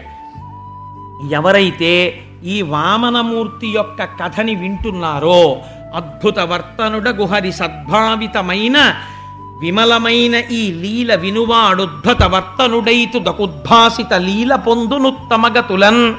ఎక్కడైనా పితృకార్యాలు చేయకపోతే వామనమూర్తి కథ వింటే వాళ్ళు సశాస్త్రీయముగా పితృకార్యము చేసినట్టే. ఎక్కడైనా ఉపనయనం చేస్తే ఆ ఉపనయనంలో తెలిసి కాని తెలియక కాని ఏమైనా దోషాలు దొల్లి ఉంటే ఆ ఉపనయనము పరిపూర్తి అయి ఆ బ్రహ్మచారి గాయత్రీ మంత్రం చేసుకోవడానికి పూర్ణమైన సిద్ధిని పొందాలంటే వామనమూర్తి యొక్క కథ వినాలి వటువు. అది తర్వాత ఎవరు ఈ వామనమూర్తి కథ వింటున్నారో అటువంటి వారి పాపములను దహించి ఊర్ధ్వలోకముల యందు నివాసమునిస్తాను. వారికి లక్ష్మీ కటాక్షము కలుగుతుంది. వాళ్లకున్న దుర్నిమిత్తములన్నీ పోతాయని సాక్షాత్తుగా భగవానుడే ఫలస్థుతిని చెప్పినటువంటి పరమ ప్రఖ్యాతమైనటువంటి ఈ ఆఖ్యానాన్ని ఇవాల్టి రోజున మనం చెప్పుకోగలగడం భగవంతుని యొక్క నిర్హేతుక కృపాకటాక్ష వీక్షణముగా భావిస్తూ రేపటి రోజున మనం నవమ స్కంధంలోకి ప్రవేశించి మరొక అద్భుతమైనటువంటి ఘట్టాన్ని, ఎన్నో తెలుసుకోవలసినటువంటి మెలికలు ఉన్నటువంటి ఘట్టాన్ని పేరు చెప్పకుండా దాస్తూ రేపటి రోజున ఆవిష్కరిస్తారు. ఓ ఎక్కడో నీకు కృష్ణానుగ్రహం ఉందయా, ఎక్కడో గాయత్రీమాత అనుగ్రహం ఉంది, అందుకే ఉపనయనం చేసుకోగానే వామనమూర్తి కథ వినగలిగావు. ఇవాళ మాకు సంబంధించినంత వరకు శ్రీమన్నారాయణుడవై వటువై సభలోకి వచ్చి కూర్చున్నావు కాబట్టి నిన్ను నారాయణ స్వరూపంగా భావించి నమస్కారం, వటువుగా భావించి నీకు ఆశీర్వచనం చేస్తూ గాయత్రీ మంత్రాన్ని విడిచిపెట్టకుండా, జీవితంలో సంధ్యావందనం మానకుండా ప్రతిరోజు సంధ్యావందనాన్ని చేసుకుని బ్రాహ్మణుడవై శర్మవై బ్రాహ్మణ తేజస్సుని పొంది లోకమునకంతటికి చెట్టులా నీడవై 10 మందిని ఉద్ధరించేటటువంటి అదృష్టము నీకు వామనమూర్తి అనుగ్రహముగా కలుగుగాక అని స్వామి పాదములు పట్టి ప్రార్థన చేస్తూ, అమ్మా అందరం ఒక్కసారి నామం చెప్దాం. అందులో ఇవాళ వామనమూర్తి కథ విన్నాం మనం. సహస్రనామ గోవింద గోవింద హరి గోవింద గోకులనందన గోవింద ప్రసన్నమూర్తి గోవింద గోవింద హరి గోవింద గోకులనందన గోవింద కాంచనాంబరధర గోవింద గోవింద హరి గోవింద గోకులనందన గోవింద జనార్దనమూర్తి గోవింద గోవింద హరి గోవింద గోకులనందన గోవింద నందనందన గోవింద గోవింద హరి గోవింద గోకులనందన సీతానాయక గోవింద గోవింద హరి గోవింద గోకులనందన గోవింద పాప వినాశక గోవింద గోవింద హరి గోవింద గోకులనందన గోవింద పాహి మురారే గోవింద గోవింద హరి గోవింద గోకులనందన గోవింద బిల్వపత్రార్చిత గోవింద గోవింద హరి గోవింద గోకులనందన గోవింద జగత్సాక్షి రూప గోవింద గోవింద హరి గోవింద గోకులనందన గోవింద వామనమూర్తివి గోవింద గోవింద హరి గోవింద గోకులనందన గోవింద ఆశ్రిత పక్ష గోవింద గోవింద హరి గోవింద గోకులనందన గోవింద శేషాద్రి నిలయ గోవింద గోవింద హరి గోవింద గోకులనందన గోవింద శ్రీనివాస శ్రీ గోవింద గోవింద హరి గోవింద గోకులనందన గోవింద శ్రీ వెంకటేశ గోవింద గోవింద హరి గోవింద గోకులనందన గోవింద విహితమ విహితం వా సర్వమేత్తక్షమస్వ శివ శివ కరుణాబ్ధే శ్రీ మహాదేవ శంభో సర్వం శ్రీ ఉమామహేశ్వర పరబ్రహ్మార్పణమస్తు. స్వస్తి.